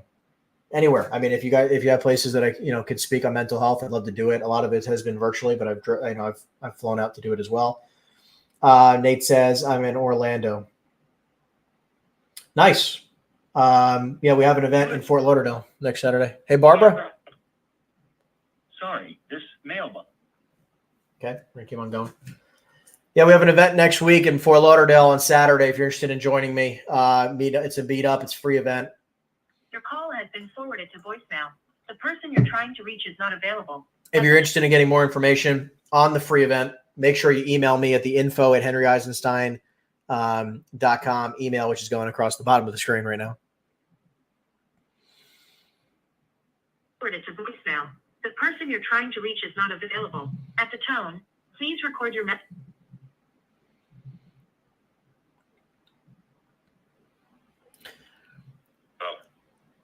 Yeah, hi. I was looking for Tanya, or the property owner of a building on Harrison Avenue. She's not in. Can I help you? Yeah, my name is Henry. I was calling about the building on Harrison. So is there a better time I should call back to speak with her? What do you want to know about the building? I'm a local investor in the market, and I'm looking for another property in the area, and I was curious if she'd be open to selling the property. No, she's not selling. She ain't selling. Okay, understood. Is there a better time when she's going to be there? Okay. Thank you for answering for her. I appreciate that. That's why, again, guys, you need to get the actual owner on the phone, because a lot of the times these people will give you bullshit answers. Thank you for calling Move It Storage. Move it. Of course. Move it storage.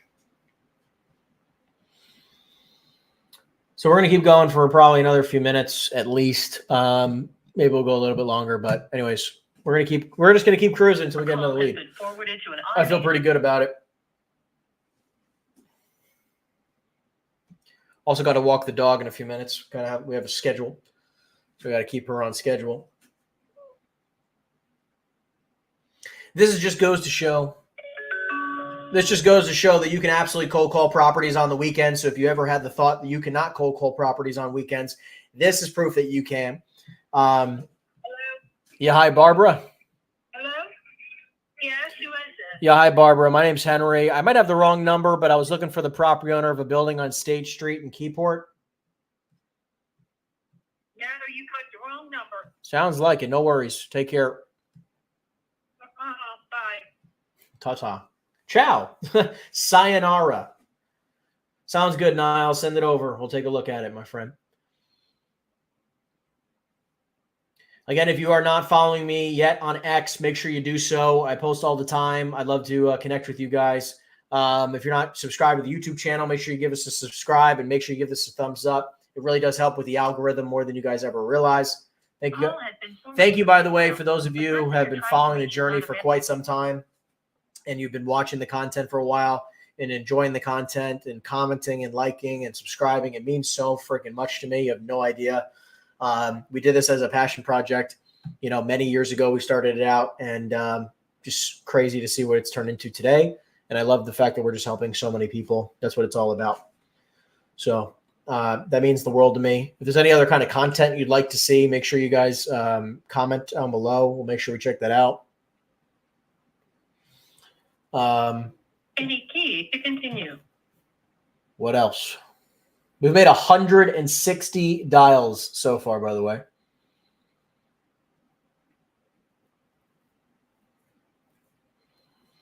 $160 dials, 6 contact details that are saved right now. Probably maybe like 3 of the 6 are even remotely decent. Hello? Yeah, I was looking for the property owner of a building on Broad Avenue. Yes? Yeah, hi, my name is Henry. I'm a local investor in the area, and I was just giving you a call to see if you'd be totally against selling the property here on Broad Avenue in Ridgefield. So what's your reference? Okay, I'm owner of the building. Okay. What you looking for? Again, I run a small investment company with a partner of mine, and we're going through a 1031 exchange, and I was just curious if you'd be at all open to selling it. I just couldn't understand you. Okay, sorry. I run a small investment company locally, and my partner and I are looking to buy another building in the area, and I was just curious if you'd consider selling this one here on Broad Avenue. Yes. Okay. Do you happen to have some type of number in mind in which you'd consider selling it for?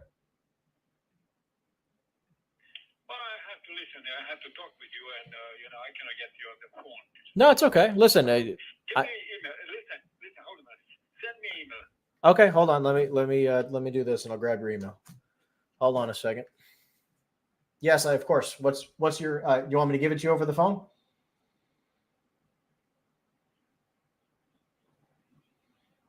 Okay, that's fine. I'm saying, is this okay? That's fine. What's your email?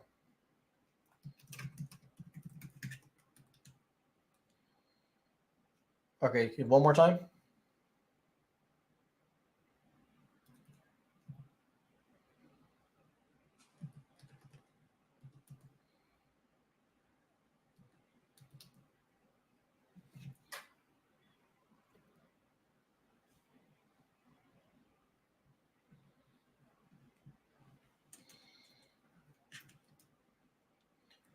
At Gmail. Okay, is this your, just to clarify, is this your cell phone? No, that's fine. I'm saying I'm going to shoot you a text with my email and your email just to confirm what you said email wise. I want to make sure I'm saying it right, and then I will email you. Yep.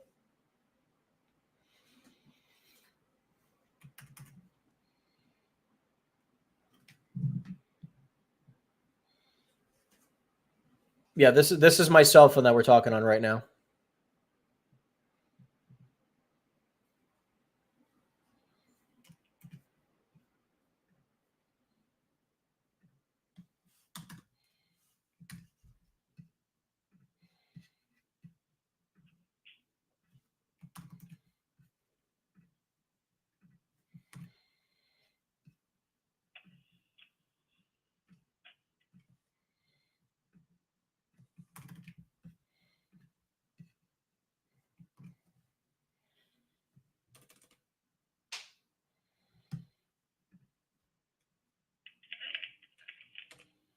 Okay, let me give you a phone because it looks like cell phone or I got home or so it should be around here. But let me give you a phone you can call.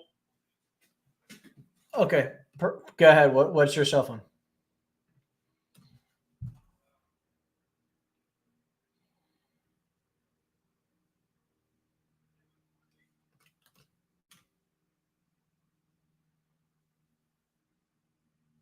Yep.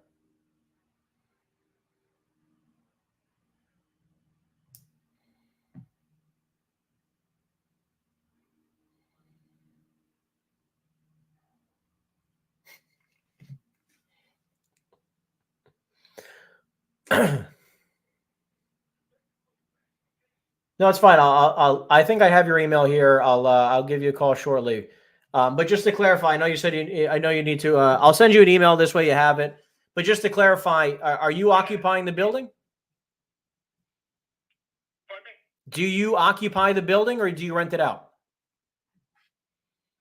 No, I'm gonna rent it or I wanna sell it. Depends again, okay? Yes. No, look, that makes sense. I think this could be a perfect opportunity for both of us. Is this an office building? It's nice building, one of the best in town. I design and it's for photography, for advertising, for TV station. One of the best in area. Everybody will say that. Okay. Open up, look at and find out. Yeah, I mean, you have it listed for lease right now? Yes, Gotcha. Okay. I got on LoopNet. I understand. Myself. Okay. I mean, so I'm not connected with anybody. yeah, I know. I can see. I see it now on LoopNet. I mean, so then I see what you have it listed here. Is there a price that you consider selling it for then? But depends again, Let's talk. If you are interested, then we can talk, okay? Yeah, Open up LoopNet, they will see 610 Broad Avenue. Then after this, you get in touch with me. Over there is email and all this stuff. Okay. Yeah, that's fine. No problem. I'll shoot you an email. Okay, bye. Thank you. Bye-bye. I mean, people are just so weird, right? Like, it's just like, well, give me the information I need, but it's fine. We all deal with the same bullshit, right? So everyone thinks that my stuff's. Listen, the number one problem though is that this deal is it's sort of an office building, it's sort of retail, it's sort of all these other things. So, his name is that's so funny. His name is Dragon. That's his name, Dragon.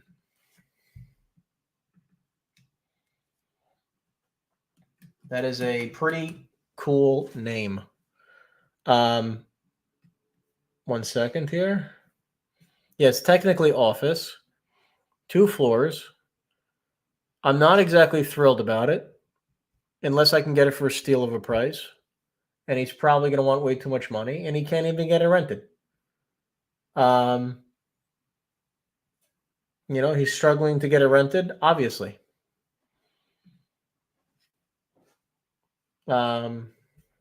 Makes sense. Of course he's going to have a problem. Of course. It's an office building and he's probably going to want way too much money. This happens all the freaking time. You have no idea. I mean, like, there's so many people who just want so much freaking money for their dumb properties. And guess what? There's not a lot you can do about it. If people want way too much money for their property, stop bitching about it and you find a better lead. That's it. Next. Thanks. Goodbye. I'm not going to spend too much time on it. This property's he probably wants way too much money. It's an office building either. Also, and there's just not going to be a lot of money to be made there.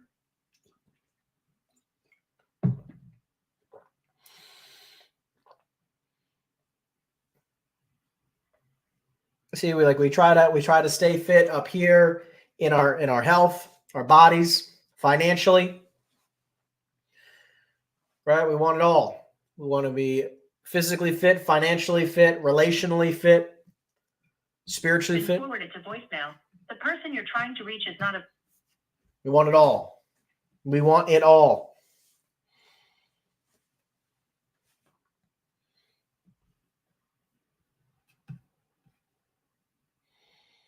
We want it all. It's okay to be greedy when it comes to what you want in life. It's okay.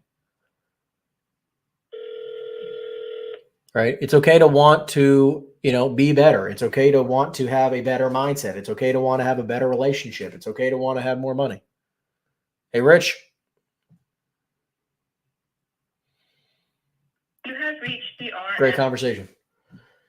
I'm not saying to the point where you're hurting other people, right? That's not my point. I'm saying it in a way where you're allowed to be selfish at a period of time in your life. You're allowed to be selfish. You're allowed to want something better for your life. Hey, Thomas. Oh my God. Another freaking unbelievable, so freaking stupid. Fax machines. I hate you. I hate you. I hate you. Is there any other things that I can support you guys with in the meantime? Hi, I am a Google virtual assistant. I hate recording these this people. call for the person you're trying to reach. Before I try to connect you, can I ask what you're calling about? My name is Henry, and I was looking for Steven. Before I try to connect you, could you please give me a quick description of why you're calling? My name is Henry, and I'm looking for Steven. Unfortunately, the person you're calling cannot take your call right now. Have a nice day. Yeah, it's the dumbest thing in the world. Whoever has these AI things is the dumbest people. Who actually gets through these AIs? They just don't let anybody through. It's the best security ever. You never want to hear an answer, get a phone call ever again. Use an AI bullshit. We've had 165 dials in 2.5 hours. You know, we're doing about 60, 75 calls an hour, 60 to 70 calls an hour. Not too shabby. Your call has been forwarded to voicemail. We're going to keep dialing. We're just going to keep on cruising here.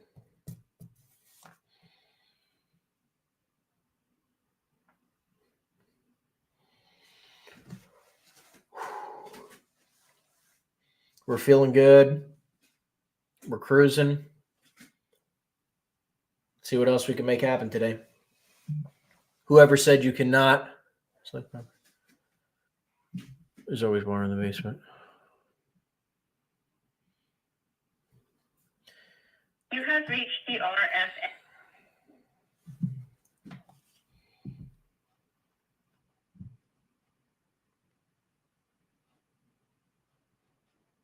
This phone is protected by no more robo. To prove you're not a robocaller, please enter the number 95. Again, please enter the number 95. 95. All right, let's go. Thank you. Connecting your call. I have a guy who's trying to, make me an offer on one of my properties, so we're going to see what happens. Calls to this number are being screened by Smart Call Another one? Blocker. The number you are calling is not accepting your call. Please. Whatever.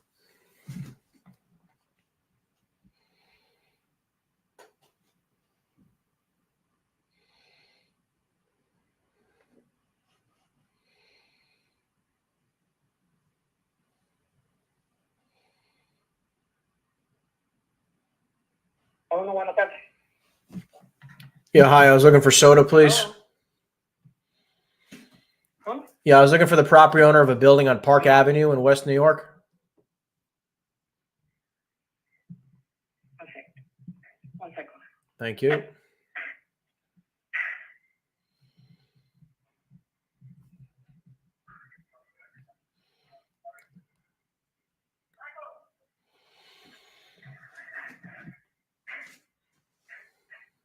Let's see if we can get a few more leads today, and then we're going to rock and roll. We're going to have some fun. Hello, can I help you?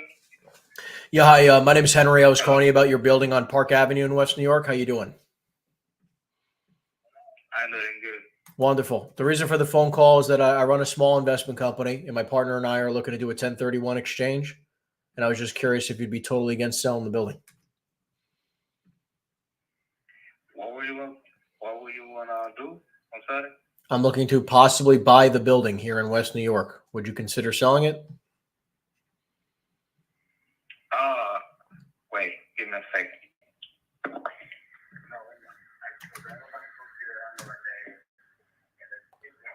This is not the right owner. Nah, they're not interested. They're not interested in selling even for a crazy price.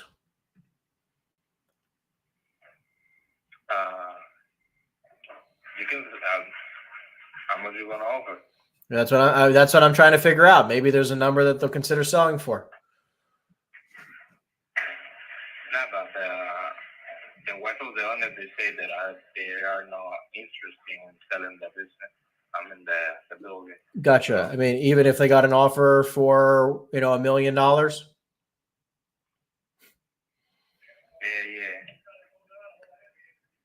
Okay. I'm sorry. No, don't apologize. You're good. Have a great day. Next person. We're going to throw some offers out there. Why not? The building's 5,300 square feet. It's probably worth 1.5 million bucks. I'll offer him $1 million. If I get it locked for $1 million bucks, I'll flip it for a couple $100,000. Call it a day. Goodbye.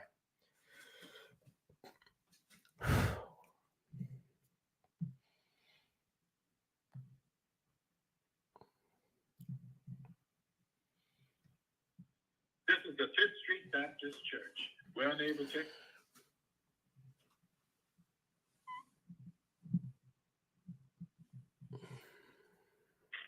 Thank you for calling award-winning Evo Italian Restaurant. Voted.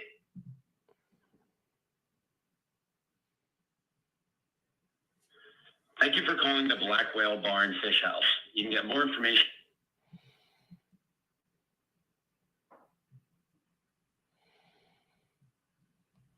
Let's see here. Hello, we are not available now. Please We're going to call keep again. dropping voicemails like it's our job. If you guys have any more questions, Sorry, you can't leave a message. any questions you guys have, drop it in the chat box down below, or any topics. Any other topics you guys would like me to talk about, drop it down below.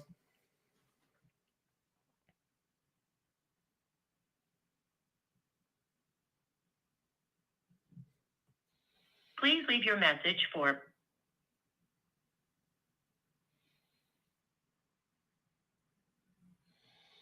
What other topics should we talk about today? What else should we debate today?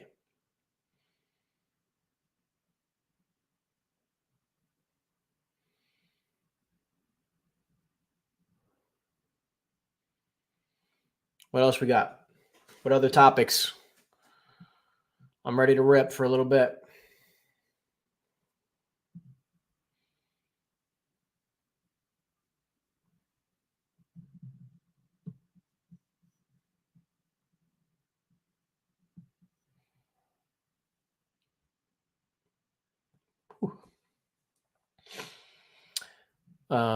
Interesting.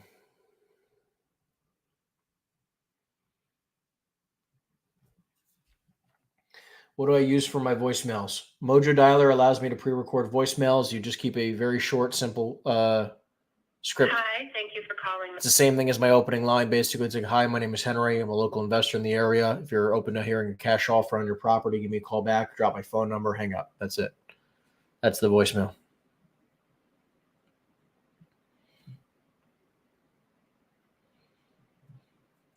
Josh speaking. Yeah, hi, Josh. My name's Henry. I was calling you about your building you have on East Bay Avenue in Manahawkin. I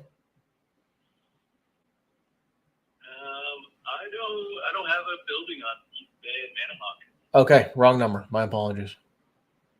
Yeah, it's all good. Good luck. Thanks so much. Bye-bye.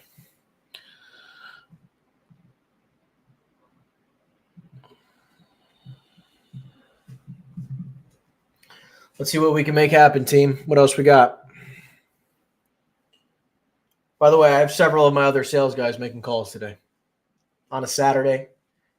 It's a beautiful day right now in South Beach. Beautiful day. Absolutely beautiful. It's in the high 80s, sunny, beautiful day. A lot of people are on boats today. A lot of people are out at lunch bullshitting. A lot of people are at the beach. Hey, Joe. Please leave your message for. A lot of people are bullshitting. They're at clubs. They're at this. They're at that. They're, at all these different festivals and events and everything. I'm sitting on the phone with you guys, live streaming, commercial real estate cold calls, because this is what we get to do.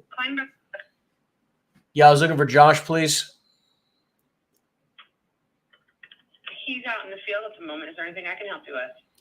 I was calling him about a building he owns on East Bay Avenue. When should I call him back? So he's usually out in the field. I can have your number and try to have him give you a call back. Sure. My office line, you can call me 24/7, is 908-216-6532. And your name? Henry. And what is this in reference to? Sorry. The property on East Bay Avenue. You can call me at any time. Okay, not a problem. Thank you so much. Have a great day. You too. Bye-bye. Ta-ta. Sayonara. Hasta la vista.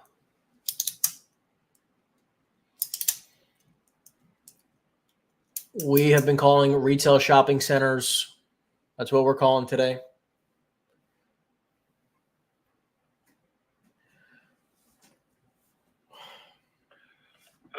Yeah, hey, Ken. Yes. Yeah, hi, Ken. My name's Henry. I was calling you about a property you have in Bergen Line Avenue in West New York. How you doing? I don't have that property. I was the lender. You were the lender. Oh, okay. I'm sorry about that. Yeah. I was calling you because look, I run a small investment company, private equity business. We have about 20 million to spend for a 1031. I mean, I I don't know if you happen to have anything. Doesn't have to be in West New York, obviously. Now, was it 5603 Bergen Line? I had 5603. I also had another one at 5721. Okay. I have a feeling. Well, I don't know if you find out who owns it. I forgot. It's been so long. No, it's I'm looking for anything in the greater the Northeast. I mean, I don't know if you have anything else that you might be connected to or have an idea if someone might be open to selling. Bigger the better, obviously. Yeah, unfortunately, I don't really. I was strictly the lender at Signature. Got it. Okay. No, I appreciate it, Ken. Thanks so much. Sure. Thanks. Bye-bye.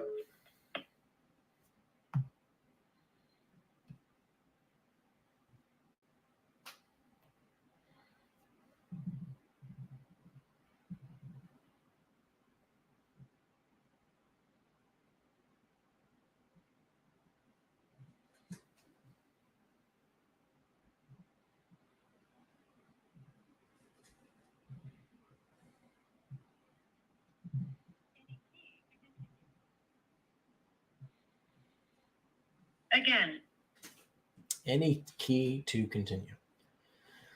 Right? Because listen, I'm making cold calls here because this is what I want out of my life, right? I want to build $1 billion portfolio of amazing pieces of real estate that I find. I want to build the largest. Yeah, hey, Brian? Yes. Yeah, Brian, my name's Henry. I was calling you about your property you have on Allison Way in Allentown. How you doing? I'm good. Wonderful. So I was calling you about the property. How are you? I'm doing fantastic, thanks. I was calling you about the property because I run a small investment company locally, and we're looking to see if you'd be totally against selling the property here. What's the address? The one you have on Allison Way in Allentown? Wrong. It's not me. Okay. Do you happen to have any other properties you might consider selling? We're going through a 1031. We need to find something soon. I don't, unfortunately. I have one in Pennsylvania that has to be knocked down and rebuilt, but I don't. That's the only one I have. Would you consider selling it? What is it? Yeah, I mean, it's a single family in a commercial zone, so you can't Airbnb it, unfortunately. But it's a house that's on a bad foundation. We have the plans and submitted to the town to knock down and rebuild it on the existing footprint. Okay. So that's the game plan. You already plan on you already got the plans. You're ready to knock it down and build new. Yes. Got it. Okay. I mean, just any reason why you consider selling it then? Just sort of you don't have to go through the hassle. Yeah, I mean, Pennsylvania's a little far. Originally we bought it to Airbnb, and we were told the wrong information when we bought it. Oh, that's always fun. And then renovating it, we noticed the foundation was bad, so then dealing with the town for a year, and they finally said you could do it. So I literally just dropped the plans off last Tuesday to get approved. Got it. I'm dealing with the town's architect, so it shouldn't have any problems going through. But yeah, Fun. That's the reason why. All right. Well, listen, I'll talk to a few partners out in PA, and if I think we can make something happen, I'll give you a ring back. Sounds good. Thanks, Brian. Bye. Thank you.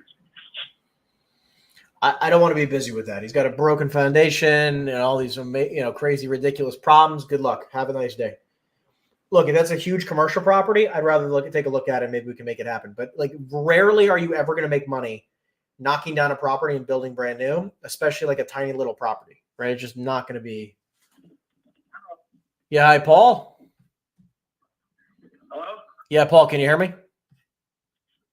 Yeah. Yeah, hi. My name's Henry. I was calling you about the property you have on Monmouth Street in Red Bank. How you doing?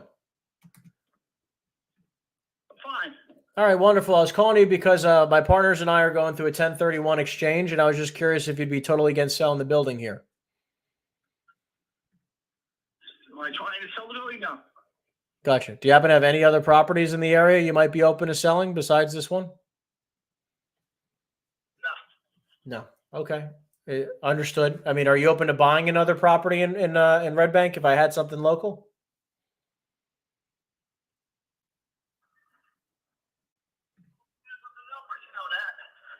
Okay. So if I had something decent, I should send it your way? Okay. Sounds good. Is this the best phone number to call you at? Okay. Sounds good, Paul. I'll give you a ring. Ideally, do you buy only mixed use properties or single floor retail is okay?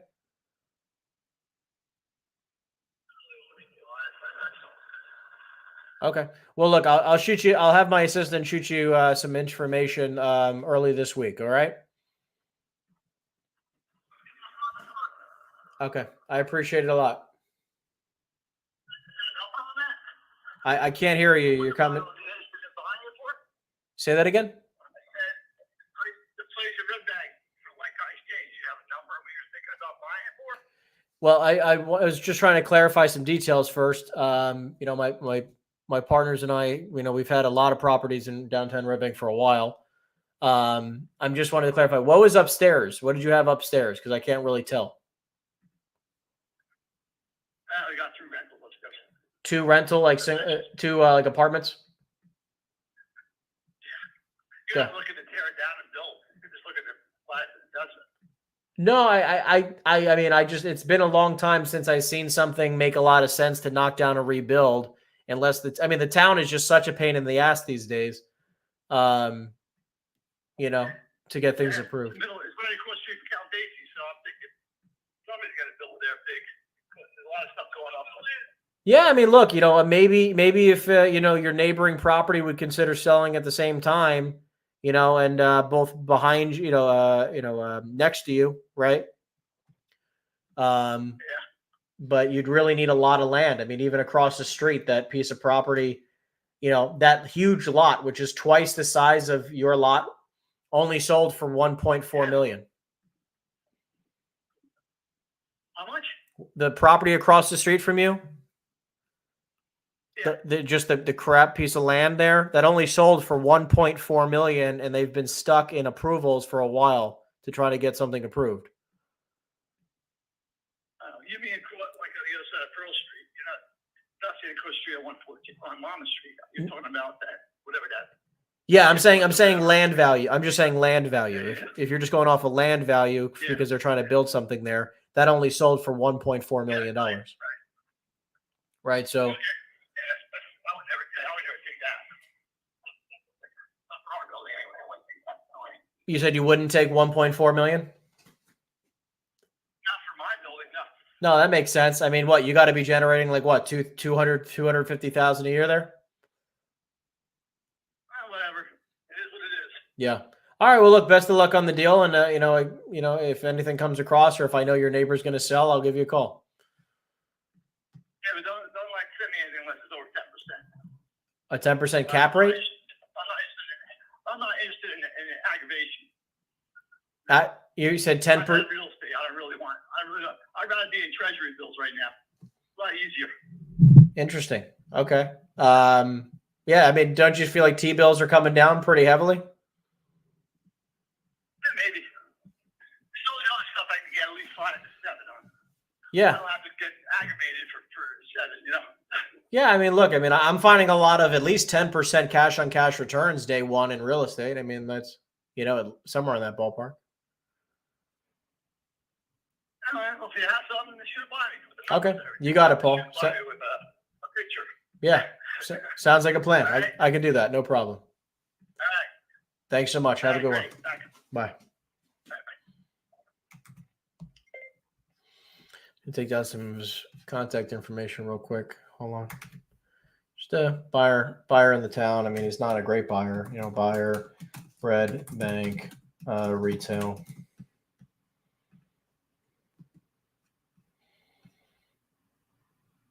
That's it. Next.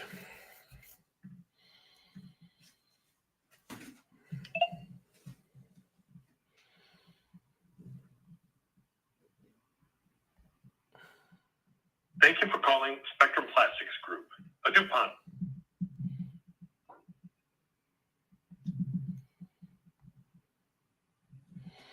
Okay. Let's see what here. Niall says, I just ran out of Reonomy extended free trial Thank today. you for calling Spectrum Plastics Group, a DuPont business. When I was cold calling, should I start using Bright MLS to pull these properties up? Yeah, I mean, look, try to come up with another, maybe you have another email you could use for Reonomy. Call has been forwarded to voicemail. Create another email and try to get a free account, or just pay the $340.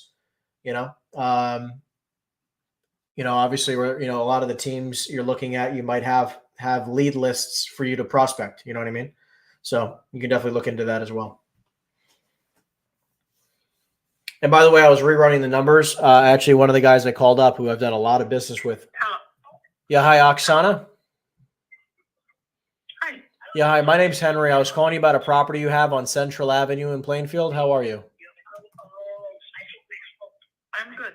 Wonderful. I was calling you about the property because my partner and I are actually selling a building nearby, and I was just curious if you'd be at all open to possibly selling this property. No, we're not going to sell it at this time. Okay. I mean, there's not a number where you feel like if you got it, you might be open to it? It should be like very, very good number. What's a very good number to you? I mean, maybe I can pay it, maybe I can't, but it might be at least worth the time to explore it. Yeah, it should be like 3 million. How much? 3 million. 3 million. Okay, so how big is the building? It looks like it's only 9,000 square feet. Is that accurate? It's a little bit more, less. Yeah, it's like 10,000. Okay, so you're looking for like $300 a square foot? Yes. Got it. Okay. Yeah, I mean, the last few buildings we've bought in Plainfield, we've bought between $75 and $125 a square foot. So I don't know if I'm going to be able to pay $3 million, but I can at least try to make an offer. And if you ever think about selling the building, we'd love to try to take a crack at it. Okay, so if you don't like the price, you don't like it. That's fine. Yeah, I was going to say that, it's totally okay. I mean, look, we would probably end up paying somewhere around $1 million for it. Maybe 1.2, 1.25 million. You don't have to tell me that. So I understand all of this. Okay, thank you. Bye-bye. All right. Thanks. Have a great day. $3 million. Absolutely out of her mind. Thanks. Have a nice day. Sayonara. Ciao. Bye-bye. Toodaloo. Nothing we're going to do with that one. Thanks. Have a nice day.